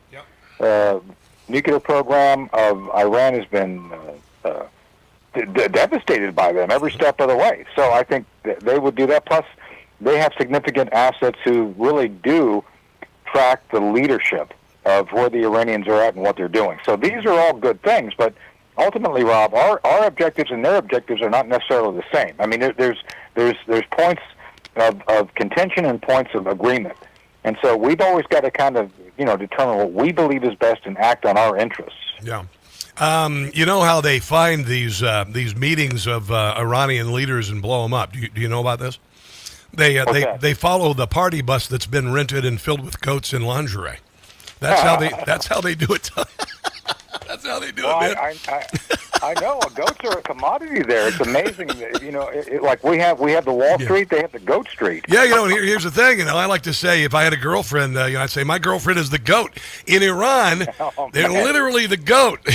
There you go. Tony, if you could hold on, I want to talk on the other side about Graham Plattner. He is a despicable human being, and the liberal media is trying to say, but he served our country. I'm like, dude, oh my God. Yeah. So I want to do that. And also, Newt Gingrich says, I am now convinced President Trump is on the edge of a historic victory with regard to Iran. More with Lieutenant Colonel Tony Schaefer. He is on Twitter at TSpooky. He is the president of Project Sentinel. Let's take a break and come back. This is the Rob Carson Show.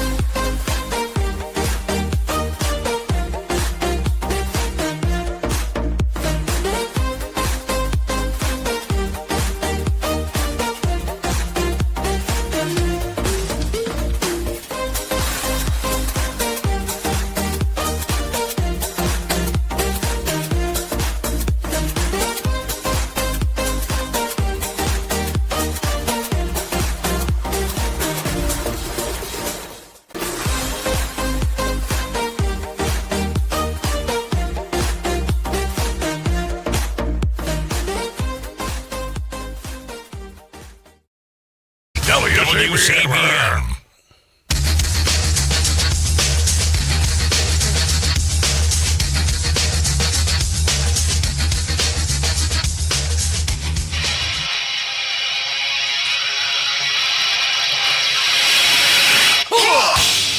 More with Lieutenant Colonel Tony Schaefer in one moment. But I sold the house in Kansas. Toto, we're not in Kansas anymore. And thank God. Nothing against Kansas, but now I had enough of me some Kansas. So don't live there anymore. And what I'm going to do with some of that money is I paid off my Bronco buck. Thank you very much. No more car payment. Yay. And second of all, I'm going to buy some more gold. I'm going to buy some more gold from Birch Gold. It's got a good price right now. It's had a meteoric rise the last few years. I know it's going to take off again. And so I'm going to add a little bit more to my IRA. I should say IRA in gold. The tax-sheltered IRA in gold is what I was trying to say. Sorry, I got gold on the brain here. It's a very heavy metal in your brain. I go with Birch Gold. Birch Gold is my company. I trust them because I've actually invested my money. How often do you hear that from a host who's endorsing a product? I use the products that I endorse. There you go.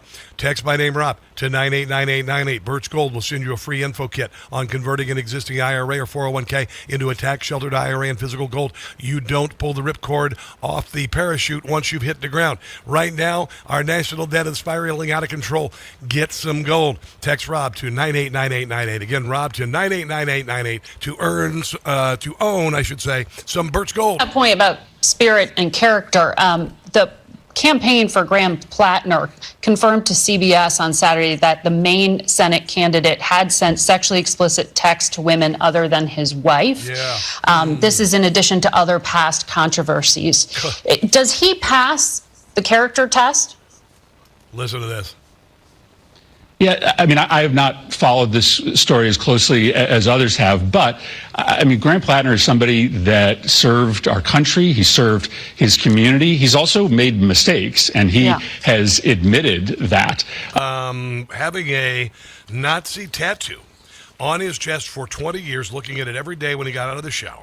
Now we found out that he had a profile on Kick, which is a hookup date for the demo is largely people between 13 and 24.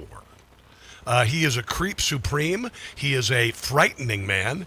And I want to know what Tony Schaefer has to say about this, about the Democrats defending him and using his service to defend him. Well, everything about him is evil. I mean, look at it from the perspective of just the fact that he had the Nazi tattoo, and I didn't know what it meant. Of course he knew what it meant. He then he went and joined Blackwater, and he complains that Susan Collins forced him to go into military service. Like, no, nobody forced you to do anything. Yeah. That took the cake this week. He did an ad where he said he was forced to serve in Iraq. I mean, that was just filthy. Yeah, and so and now look at what's being revealed about him. This guy I believe there's more to come. I mean, if you just look at kind of how this stuff's kind of been rolling out, I think there's something. I don't think there was just a profile on this. I've never heard of this app before, but from what you said and what I've read about it, it's like, dude, he's done something on that. He's not the kind of guy to sit back and he's even said he's acknowledged he's morally ambiguous. Like, okay, well, that's a lot right there. Dude, and worst of all, if you look at my Facebook, I mean, on my ex account, I posted the picture of his wife. My God, Rob, that looks like a Saddam Hussein hostage video of trying to. Oh my God! She admits she tried to take, and she said she took her 20 takes. I mean, and it's just, oh my God! It's if any Democrat sticks with him, they're not going to win. He's not going to win, Tony. It's over. I'll just call it. I called Kamala the day that she was announced as a candidate. I said she's going to lose. Here's the words of his wife. I admire the F out of him. So when there's our news articles about our marriage, it's just extra crappy. I'll just put it crappy. I mean, wow, she's a class act too. And he's using her to talk to the press about this. He's done, dude. He's done, I think. Yeah. I want you to hear something I did to give you an idea how evil this guy sounds. Last week, 2 weeks ago, he did a speech in Maine, and Tony, I said this. Just listen to his voice, listen to his tenure. He has no sense of humor at all. He has no sense of humor at all. And listen to this. I mixed some post-apocalyptic music behind him, and this will give you an idea. I mean, really, how dangerous and scary this guy is. No one is coming to save us. We need one thing, something the man speaking after me has been fighting for 60 years. We need a political revolution. They took so much, they began to think that... Now, does that give you honestly, I put the music behind it kind of originally for comic relief, but it actually amplified how scary this guy is. Yeah. So, no, I mean, if you just examine the more and more he talks, the more that comes out about him, first off, I'm just going to say this, I may get in trouble. He's a typical Democrat.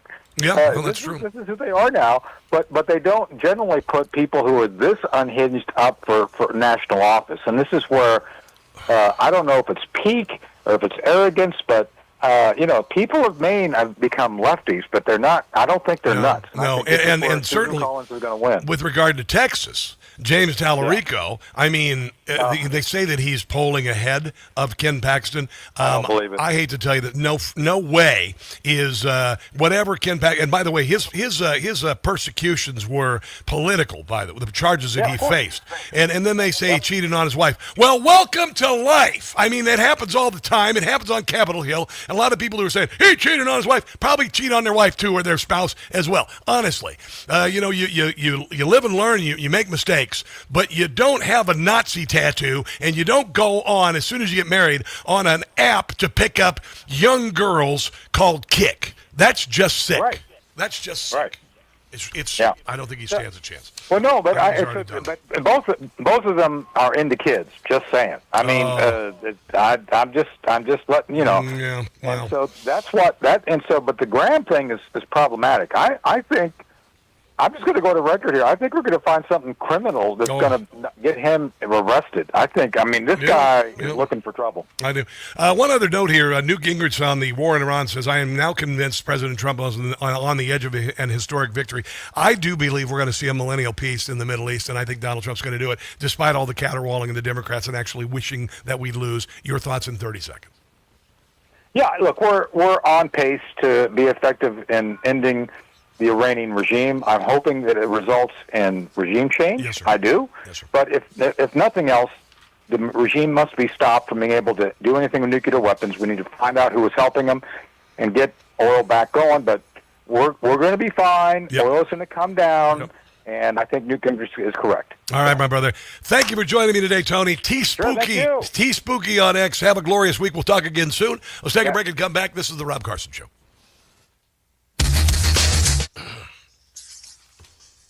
Hi, kids. How are you? Let's see who's watching on Facebook. Hello. Kathy Donan. Is it Donan?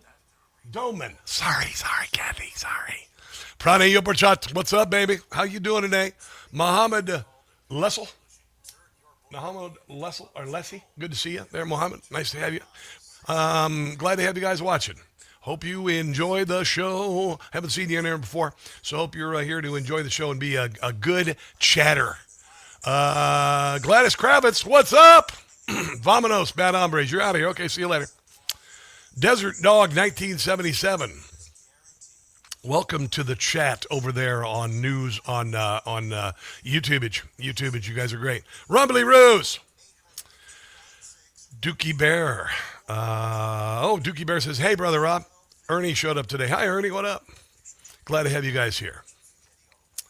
Glad the guys. Talafrico. Yeah, he is. And you know what? He's doing this, embracing Talafrico. But it's not funny because everybody thinks he's a freak. So it's not funny. It's not even cute. It's just everybody knows he's a freak. He's a freak. I got to play some more Plattner.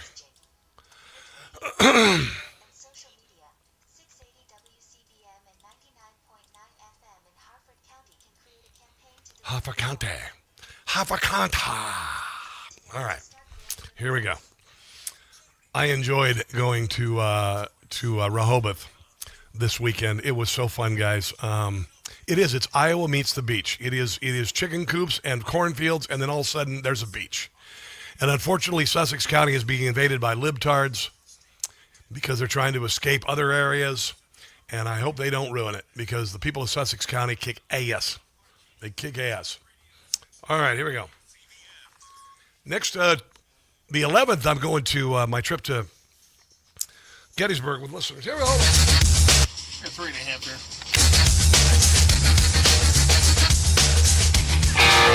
Val, I want to ask you about another controversial candidate for Democrats.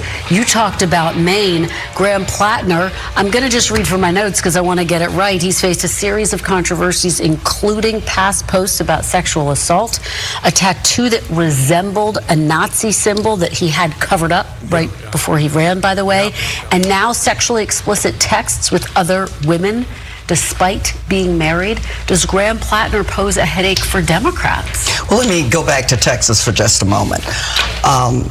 Cornyn was a beloved candidate. Now, you see, we're talking about Graham Plattner, you see. Beloved by Republicans in Washington and in Texas. Val Demings.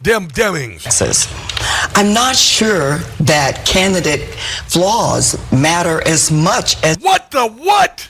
They used to. Millions of dollars were spent to save Cornyn. Didn't work. Paxton won by a landslide. You can't even compare Ken Paxton to this man. Here is, who is this? We got Stephen Hayes taking Val Dimwit to task. This is where people, I think, normal people watching this at home are so frustrated with the level of toxic partisanship where you've got somebody who's, has to defend. You've got Democrats who are defending Graham Plattner, who are calling him a good and decent man, and arguing that the guy with the Nazi tattoo, we really need him because he has to defeat Susan Collins, one of the most bipartisan members of Congress in the past couple decades, who voted to convict Donald Trump. But it's so important. We have to have Graham Plattner. We have to have somebody who savaged military veterans, said that a military veteran who was being shot at deserved to die, who's blamed. This is your Democrat Party. This is your Democrat Party.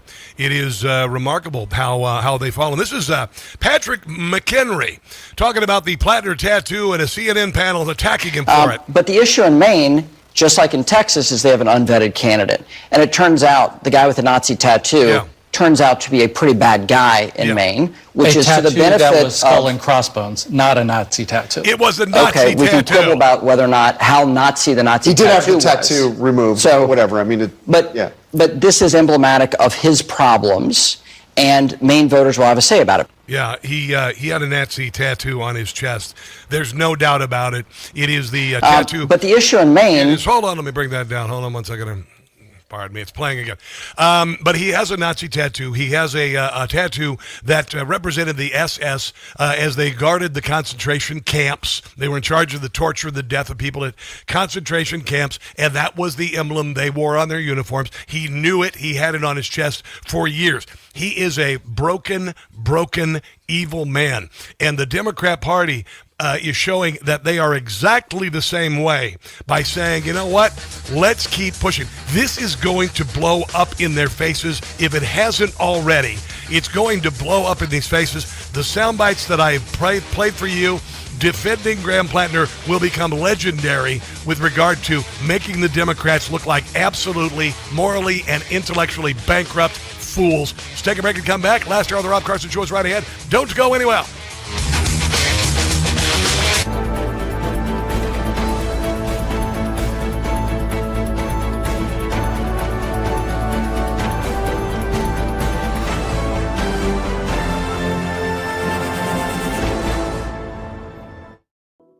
You don't need to live with aches and pains. Visit ReliefFactor.com today.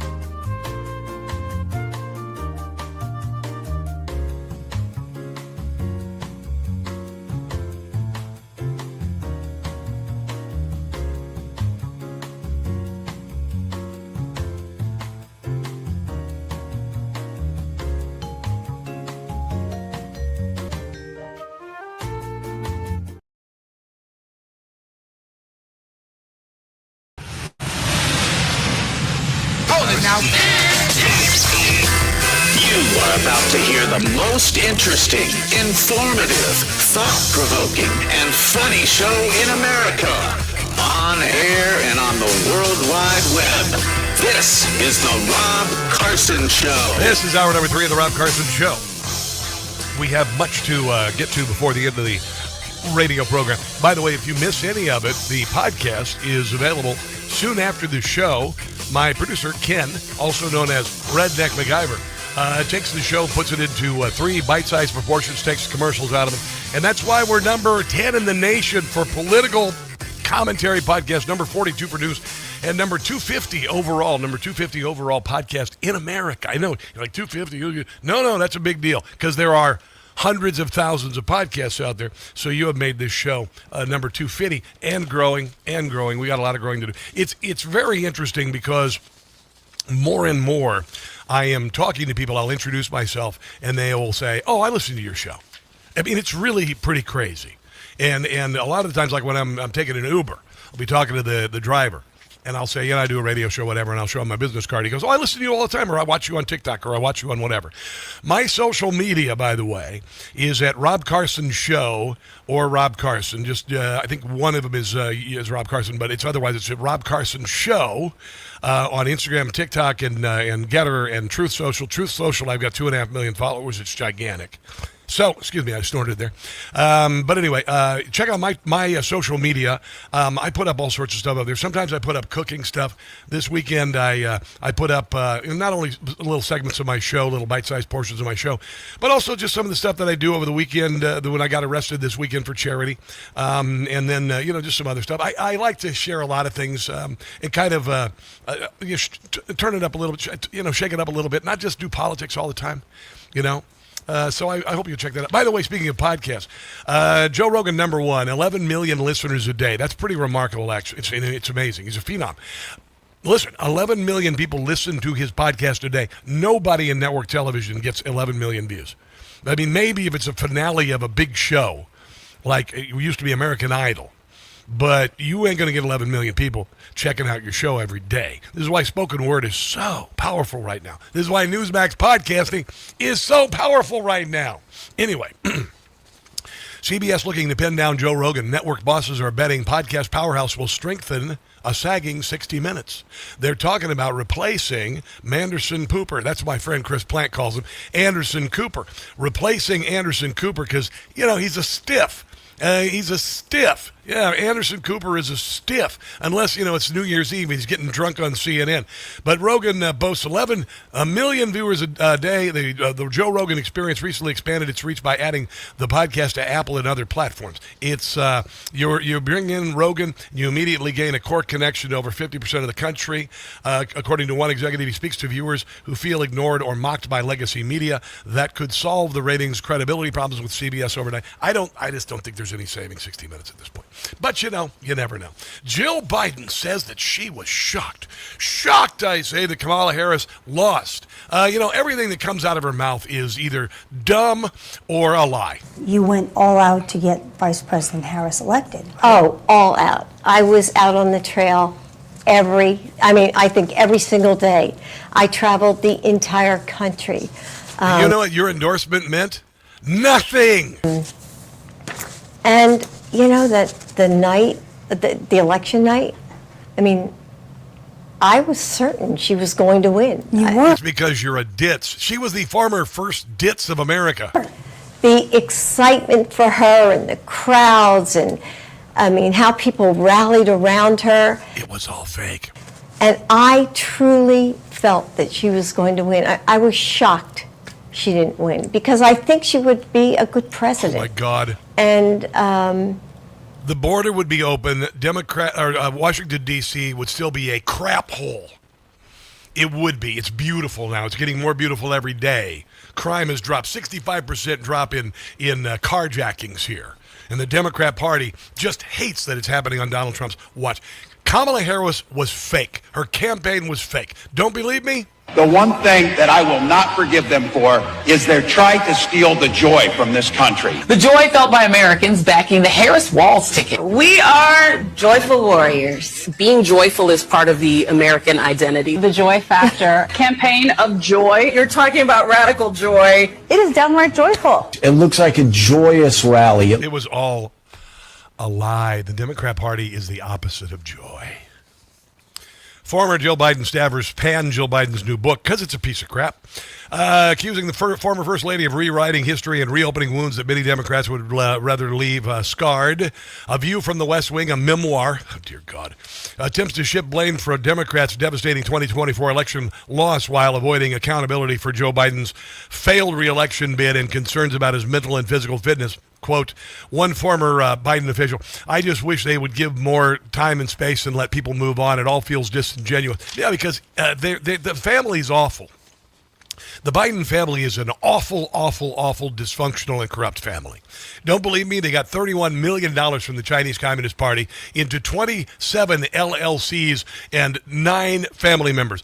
They're corrupt and awful. Their son, Hunter, was a cocaine addict who trafficked young women for sex. Yeah, he's a sick son of a gun. The through line between her book and Kamala Harris is that they blame everyone but themselves for the loss. One official said, many Democrats have shown little interest in revisiting the Biden years. I thought he was going to go on Mount Rushmore. No, Mount Rushmoron. We're going to do another a mountain.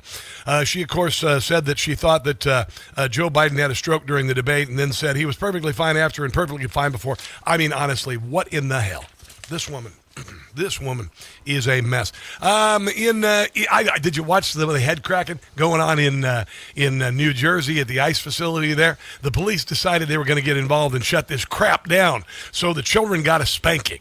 And it was all bought and paid for, I might add. Bought and paid for. And here is Mikey Sherrill. And every Democrat knows that these protests are not local people. They are bought and paid for by the Chinese Communist Party. And here's Mikey Sherrill. Yeah, I know her name is Mikey. Dear God, what it is. Just what awful things she's done to the name Mikey. I remember Mikey was the guy who didn't like the Life cereal, and he ate it, and he was cute and awesome. She's ruined Mikey. Anyway, she is now admitting that these are bought and paid for national protests. We know that people from outside the state have been interfering in the protests and escalating them. 5 of the 6 people arrested last night by state police were from outside New Jersey. Yeah, and that's over 80% of them. It's a national thing. National extremist groups have become involved in the protest here today. To the people coming from out of state to create chaos and dangerous situations, you should not be here. Yeah, why didn't they do that in Minnesota? They didn't do that in Minnesota. It's bought and paid for. Oh, here's Mikey saying, and I thought these were peaceful protests. These were peaceful protests. They were, I know they're attacking ICE agents and throwing rocks and stuff at them, but they're peaceful. And you're certainly not. Now she wants to bring down the temperature. Keeping New Jersey safe. Today and going forward, I urge those protesting outside of Delaney Hall to bring the temperature down so we can focus on the detainees and their families. How'd the temperature get up? Oh, yeah, it was Democrats. So comply with the lawful orders from local and state law enforcement and let advocates, faith leaders, and members of this community continue their work. I think local law enforcement ought to tell people like her to stick it and then go support our law enforcement. And it's a shame that more of them aren't doing it. Here in America, you have a right to protest and a duty to do so peacefully. The work doesn't stop here. I'm going to keep working with our federal delegation to demand answers. I'm going to keep using every tool at my disposal to get full access to Delaney Hall. And I'm going to keep working for better conditions. Yeah, and you know what I want to do? I want you, whoever's in charge, to take one of these dimwit Democrats into Delaney Hall, follow them around, make sure that they stay in the frame when they say everything that's clean and nice and the meals and everything. So the Democrats can't come out of that hall and say that and lie about it, because that's what they've been doing at these ICE facilities. They go in, they see everything's fine, and they come out and say, oh, no, it's torture. They're liars. Here is Mark Wayne Mullen, DHS Secretary, talking about who's in Delaney Hall. All right, there's a lot of attention being given to a detention center in New Jersey. Why? The left, sanctuary city politicians that are running this Democrat-controlled area will sit there and tell you it's because of the conditions of the facility. But it has nothing to do with the conditions of the facility. It has the fact that they want to release criminals back on the streets. It's probably not even what they believe is right. And here's why the temperature was so up. This is your Democrat Party the last literally 5 years. Every single ICE agent who's engaged in this aggressive overreach, no matter what it takes, no matter how long it takes, will of course be identified. This is not the 1930s. Secret police who are masked, who are intimidating, who are scaring people. These Gestapo-like tactics. This is Gestapo-like behavior. Donald Trump's modern-day Gestapo is scooping folks up off the street. Yeah, this is why the temperature was up, you idiots. And I'm glad to see that Mark Wayne Mullen and New Jersey police are scooping up Antifa rioters. You know why they're doing that? Because DHS Secretary Mark Wayne Mullen said, we're going to not process people at the airport. So international passengers at Newark will have to stay in the airport. Brilliant move, Mark Wayne Mullen. They're running for re-election. They know this is what their base wants. Listen, these are individuals broke the law. That's why they're there. In this hand is just some of the individuals that we've arrested recently. They're probably soccer dads and really nice, members of the clergy. Out of New Jersey. Guy from El Salvador. Criminal history including homicide. A guy from Jamaica, homicide, robbery, and assault. Guy from Mexico, homicide. A guy from Peru is there for sexual offense against a child. Wow. Listen, these probably aren't real criminals, according to some of these, as the president says, Democrats. A guy from Spain selling cocaine, carrying a prohibited weapon, and they sell cocaine on the plane in Spain. Aggravated assault. A guy from Guatemala, homicide and drug trafficking. It's Guatemala. A guy from Honduras, methamphetamines. By the way, he was manufacturing methamphetamine and drug trafficking. Other than that, he's a great guy, probably soccer coach. A guy from Jamaica again. Robbery, possession of a weapon, assault, and aggravated assault. Yeah. But once again, sanctuary city Democrats will tell you that there's no criminals in these detention facilities. They haven't really committed a crime. Well, maybe they want to house these in their own home. Yeah. Every single day, That's a good idea. I get a list of these individuals that are in these detention centers that we've put. It's doing a faceplant. This is all dying. This movement is dying on the vine, and that Mikey Sherrill capitulated and said, "Bring down the temperature," and it's outside influence here. That is a giant tell. That's a giant tell, and we're going to tell you who's funding it on the other side of the break. This is the Rob Carson Show.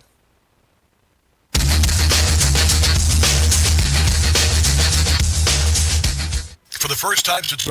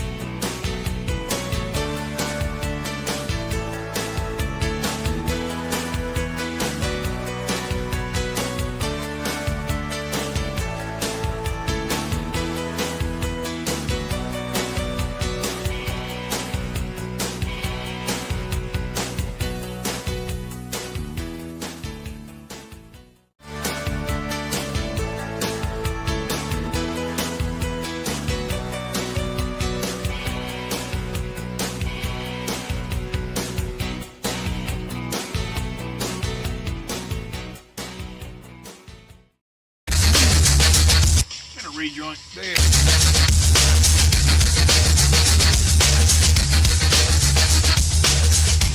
One thing I would like to see updated is the word homeless to the word unhoused. How about new? Cory Booker. We have a situation going on in Newark and again around the country where we have what amounts to internment camps of people who are ripped away. That is inflammatory and an insult to people who have survived internment camps. From their American families, American children, American grandchildren. You're absolutely high. Even, who have done nothing wrong, who are trying to comply with our immigration rules. No, you're absolutely wrong. You just not hear Mark Wayne Mullen talking about the rapists and the murderers and the drug dealers and all that. Honestly, the Democrat Party thinks that you're stupid, I guess, or thinks that there are no other media outlets where you can learn the truth. Yeah, I'm just so done with this frickin' nonsense. Just so done with it. These idiots going out and injuring police officers, injuring ICE officers. They made it seem like ICE are Nazis, which is just shameful. I talked to an ICE agent months ago. I said, "What do you do?" He goes, "I'm an ICE agent." I'm like, he did not want to say it out loud. That's how much they poisoned the frickin' watering hole. It is absurd and obscene that the Democrat Party has done this. It is ridiculous. This is Nick Sorter. I met him a couple weeks ago. He's a pretty cool dude. And he was out at the ICE facility there, and they had tents full of tens of thousands of dollars worth of supplies bought and paid for. These protests are not organic. They are seditious. It's through a signal group where they will have people send money anonymously into those Venmos, PayPals, whatever, and they're trying to cloud who is actually funding the entire thing. They're trying to say that it's a community effort, but as I showed in a video that I just posted before coming on, Mikey Sherrill admitted 5 of 6 people arrested were from outside areas, and obviously some of these communist front groups have people in New Jersey, so one may be local. There, during that training session where they were handing out $100+ kits to these people, and they've got a $10,000+ setup out here. Like, it's not like one of those tents that you go buy out at Walmart, right? That you can just set up like a canopy you see at a sports game.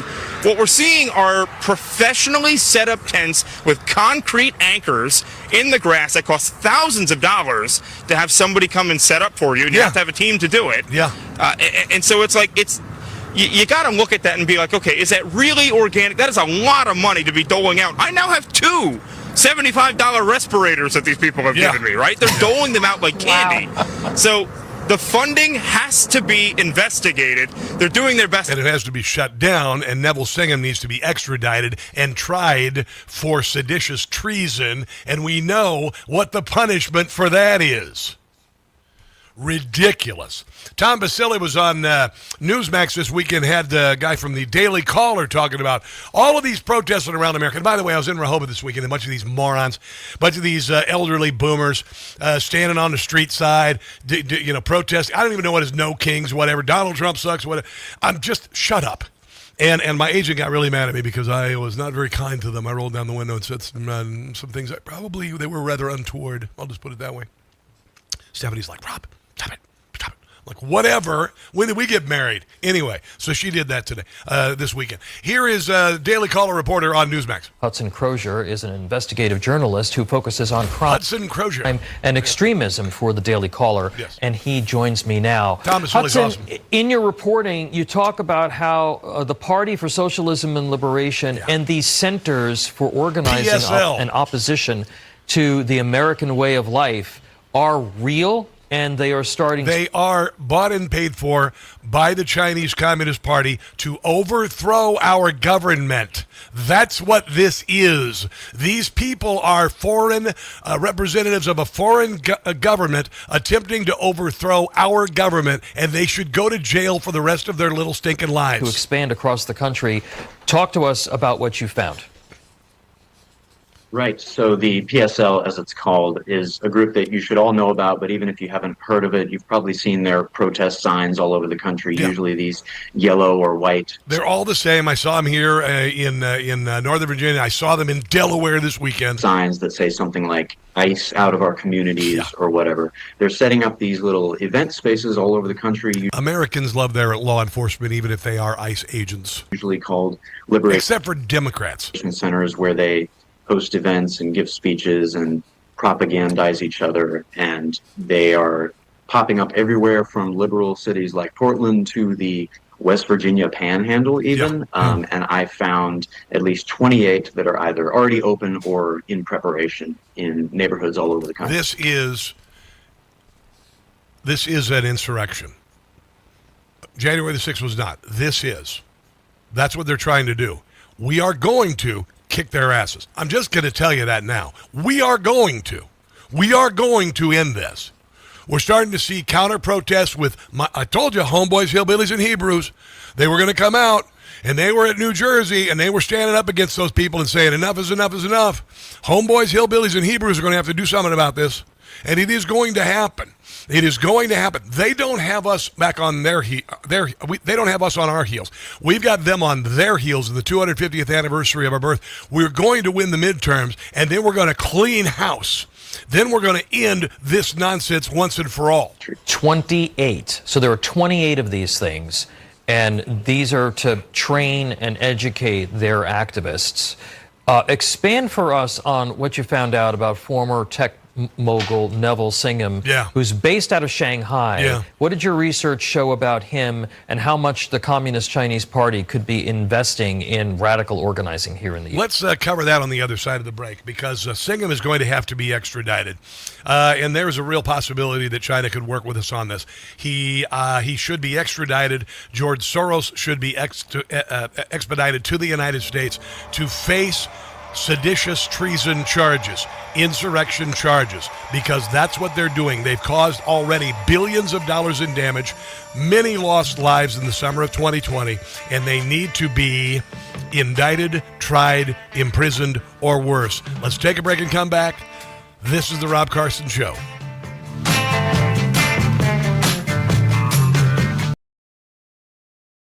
For 250 years, Americans have believed in one powerful idea, that we were meant to live free to work hard, free to move, free to enjoy life without being held back. But if everyday aches and pains are slowing you down, might be time to declare your independence from pain. I did with Relief Factor. That's how I'm able to crush it at the gym every day. Thank you very much. Relief Factor is a 100% drug-free, research-based formula designed to help your body fight inflammation, one of the root causes of pain. It's not a quick fix or a temporary mask. It works from the inside out, at the source. Relief Factor was created so people could get back to living life on their terms, walking, working, exercising, and enjoying the moments that matter. This year, as we celebrate 250 years of American independence, take a stand for your own freedom. Declare your independence from pain. Try Relief Factor today for just $19.95. Your 3-week quick start is ready for you. Visit ReliefFactor.com or call 800-4RELIEF.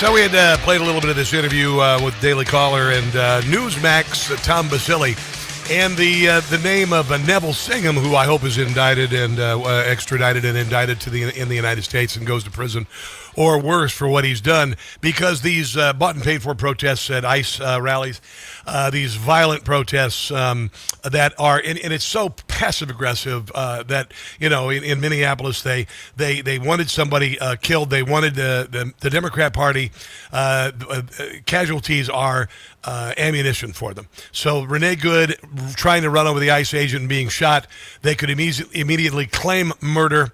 The media would not look into it. They knew that even though it was not murder, it was defending himself against an insane person, driven insane by years of the Democrat Party saying that ICE are Nazis, etc.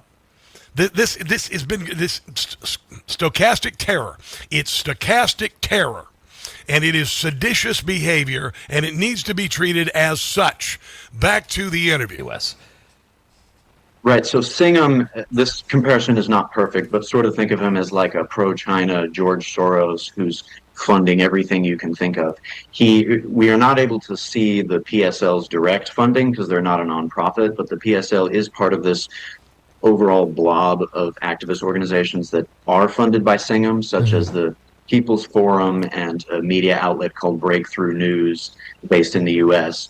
And the overlap is so extensive that, for example, Claudia de la Cruz is a woman who the PSL ran as their socialist presidential candidate in 2024. Wow. She has held that role for the PSL as well as leading roles at the Singham-funded group's People's Forum. And I think the DOJ is about to crawl up Singham's rear end. Because I don't know about you, I've just had enough of this temper tantrum. I've had enough of 10 years of this bloody, stinking temper tantrum. It started on Donald Trump's first inauguration day when the idiots in the pink P-word hats were standing there, and Madonna said she wanted to blow up the White House. It started then, and it's been going ever since, and it got worse in the summer of 2020, and people died, and billions of dollars was damaged. I'm done with it. I'm done with it. I'm not going to take it anymore. You don't have to take it anymore. We don't need to live in darkness anymore. This is our country. We are proud of our country. It is the 250th birth year of our country. And by God, we are going to celebrate it. And if the Democrat Party doesn't want to, they can go to hell. That's it. I'm done. I've just had enough. I've just had enough. And you should have had enough too. It is utterly, utterly ridiculous. Here is Cory Booker. Okay. So Donald Trump is ensuring that the elections are free and fair because they haven't been for a very long time. They have not been free and fair for a very long time. Oh, I got to play this soundbite. This is Roseanne Barr this weekend. She's on fire talking about 2020. And I want you to hear her, and then I've got a little thing from Dinesh D'Souza I want you to hear. Do you know what I've done since they stole that election in 2020? They gave us a COVID so we'd send in those mail order ballots and all that bullshit, and the post office cheated too. Everybody in this country cheated us out of our president in 2020. They made us sick. This is all disinformation and misinformation. Andrew. I'm sorry. Go, baby!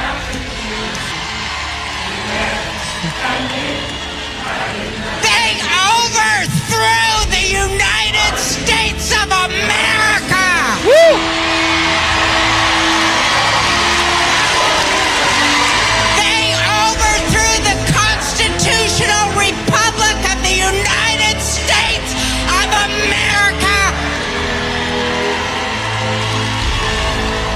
And then they covered it up with their January 6th bullshit! Wow.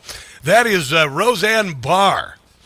And look what they did. Look what they did against the will of the people. Everything that Joe Biden did was against the will of the American people, and they lied, and they said it was good, and you should eat it up. And they increased the size of the government by 40% so they could loot the treasury to the tune of trillions of dollars. And they opened the southern border. They opened the southern border wide up, and while we were screaming, please, for God's sake, shut this border. There are people dying of fentanyl poisoning. There are little girls and boys being trafficked for sex and labor, and women being trafficked for sex and labor, and people dying by the thousands on the way here. The buzzards along the trail were fat with the bodies of human beings, and this Democrat Party was fine with it. They said it couldn't be closed. Donald Trump closed it on day one. They rained darkness and violence and awfulness down on the American people, down on the country. They made Washington, D.C. into a crap hole. It's absolutely beautiful now. And all we had to do was reject their darkness. We don't need to live in darkness. We can come together to be patriotic and love our country. This is the 250th anniversary of our birth. In 50 years ago, the 200th, the bicentennial, we all came together to separate it. The Democrat Party has separated us and made us try to believe that America sucks in 2050, or at the 250th anniversary. It's not going to work. It's not working. We will overwhelm them with joy and patriotism and faith. Here's the latest from Dinesh D'Souza about 2020. Now remember, he did a movie called 2,000 Mules about stuff in ballot boxes, and it was censored.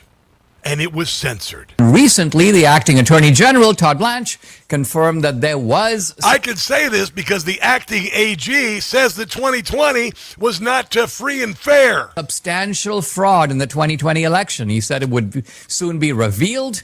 Moreover, just a few months ago, the FBI raided the election offices in Georgia and confiscated documents and drives, a whole archive of information on the 2020 election. Tulsi Gabbard was spotted in the background, overseeing or at least witnessing the operation.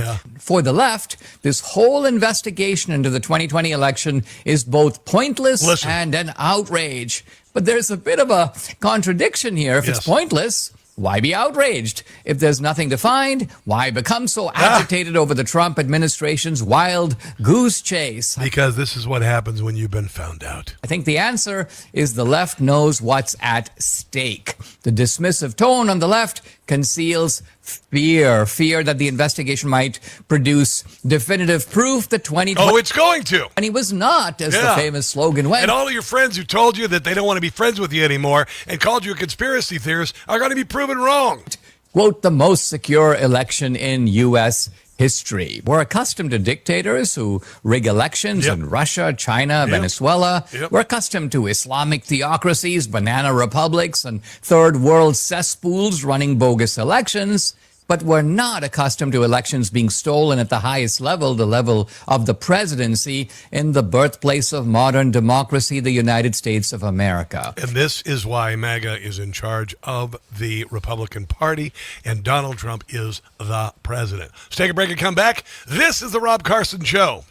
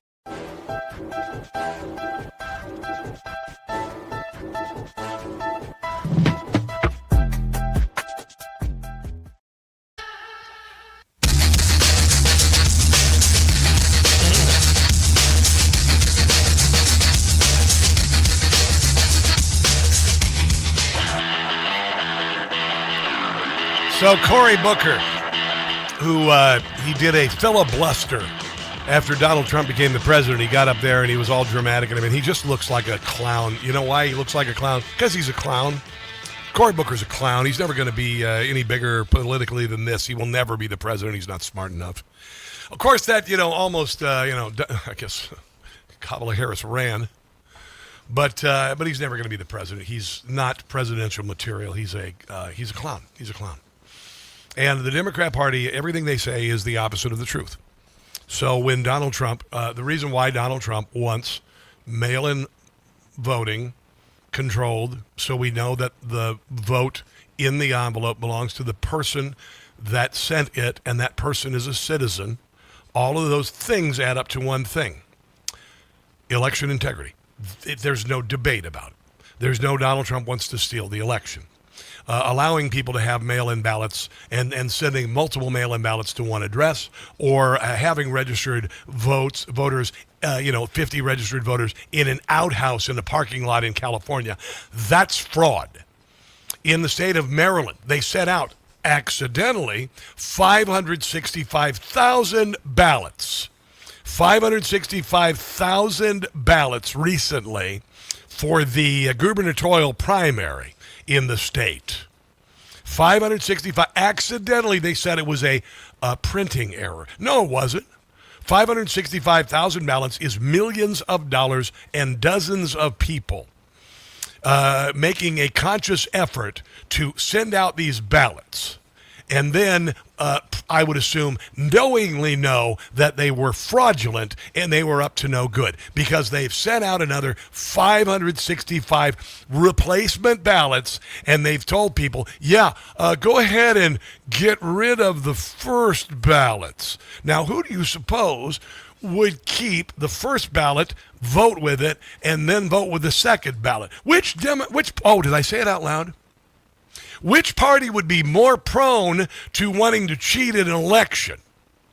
Well, the Democrat Party, because they cheat in elections. The Democrat Party also said that to be able to prove your citizenship, to have a right of citizens, the right to vote, they said that was about the Trump administration keeping people from voting. Yeah, illegal aliens. You know why? Because everybody, except for maybe homeless drug addicts, has an ID. And I would assume many of the homeless drug addicts have an ID.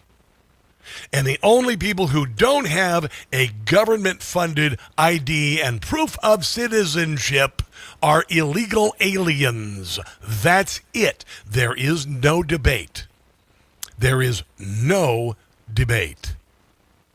But the Democrat Party is willing to throw people under the bus, insult their intelligence, saying that black people can't get an ID. You ask any black person, you got some ID? Yeah, I'll show you my driver's license.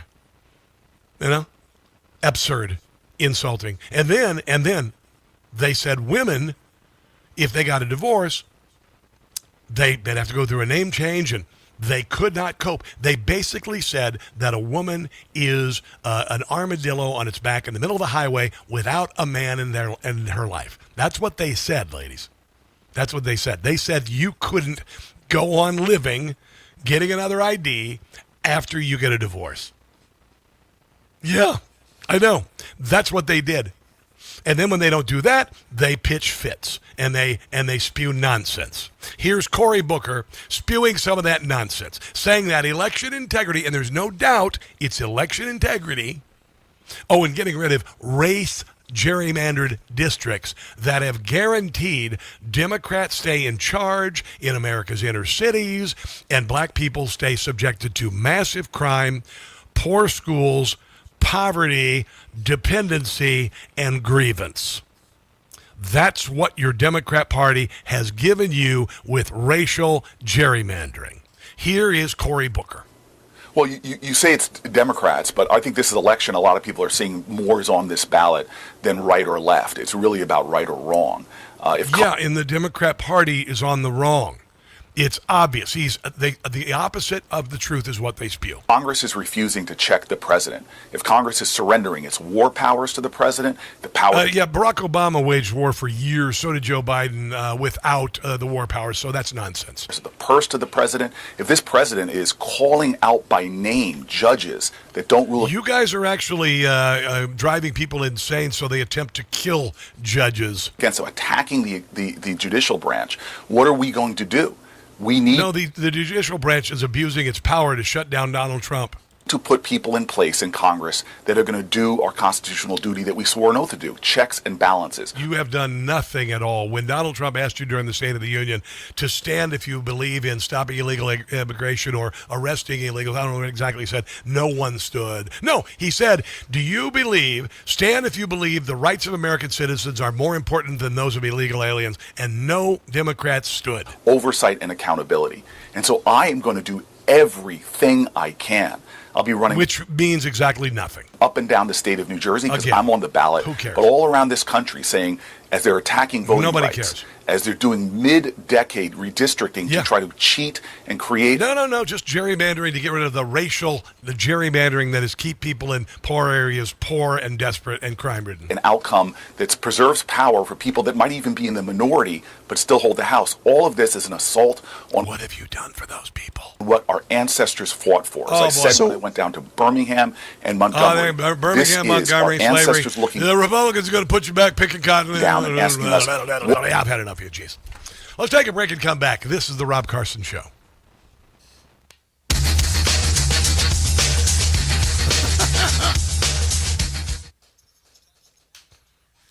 I'm just done with the nonsense. I'm not going to take nonsense anymore. Elvis, my 8th cousin, kinfolk, Desert Dog 1977, which was the year Elvis died, by the way. I would assume all of us are probably like 8th cousins to Elvis. I mean, honestly, if you're 8th cousin, I think we're all like, I'm probably your 8th cousin. If you're an 8th cousin, I don't think you're that close to, sorry, nothing against it. But, anyway. Let's see what we got here. Leslie Ladyhawk, hello. How are you? Desert Dog, it's good to see you talking, man. Good to see you talking today, Desert Dog 1977. Were you in the desert as a veteran? Is that why you called Desert Dog? Or do you live in the desert right now? I don't even know. Valentina, hello. Beck Altenbarre. Dookie Bear. Expose evil. Go away. You're another troll. Get rid of them on Rumble. Bye. Get rid of. Bye. You're done. Bye. Get rid of them. Come on, guys. Come on, you guys. I'm not able to get rid of those people. So pay attention in the chat. Get rid of these guys. I don't like this nonsense in here. It wastes our time. It wastes our time to have trolls and people who are self-promoting or promoting other nonsense in the chat. I don't have time for it. I'm tired of it. Tired of it like I'm tired of the Democrat Party. Hello, Facebookies. Mohammed. And Kathy, I got to refresh this. I got some more messages since then. It's time for me to talk again. Hold on. Oh, yeah. Hold on.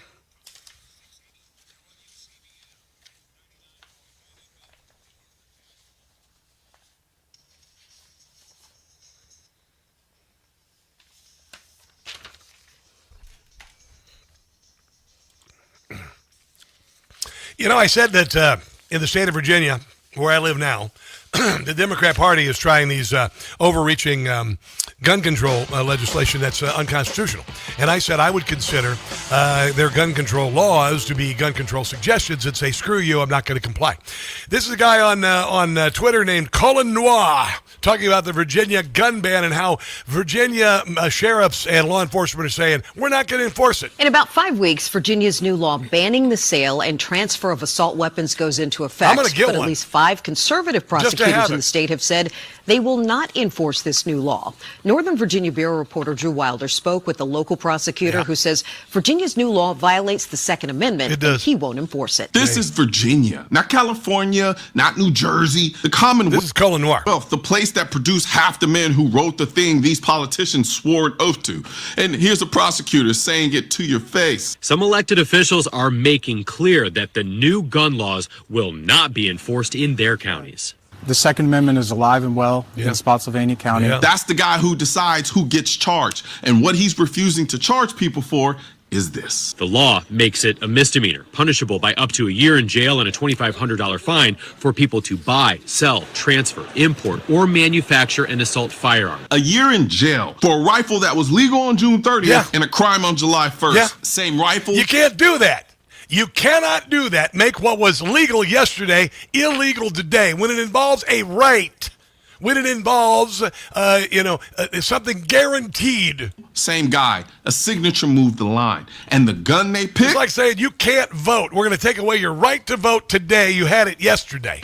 Per the FBI, rifles of every type combined kill fewer Americans a year than knives, fewer than fists and feet. So the criminal keeps his guns, the peaceful guy loses his. That's what they want. That's the trade. Now, the part I promise you. In response, Virginia Attorney General Jay Jones issued a statement that says in part, quote, Commonwealth's attorneys are elected to enforce our laws, which is what we expect them to do when these laws take effect on July 1. Cool, make them, but you can't. Years ago, Virginia Democrats locked in prosecutorial discretion by law. Prosecutors can decline charges and neither the governor nor the AG can force a case. The same crew that built the off switch just watched it get flipped on their... There you go. Yeah, they got prosecutorial discretion, so if they decide not to enforce it, they ain't gonna. It tells you without telling you, but then tells you what the foundation of this country was founded on, which was the Second Amendment. Whether you want to agree with it or not, the truth is the truth. Right now, you have the perfect hat to subtly, not so subtly, but subtly tell the rest of America that shit. So, these hats are available right now. Shop.MrColin.com. Own rifle in America. You can't find a gun more in common use than the one they keep calling an assault weapon. Ban that and ask yourself what's left they can't reach. Virginia banned the least criminal gun in America. Threatened a year in jail for people who follow every rule and got told no by their own prosecutors. Enjoy the win. It's real.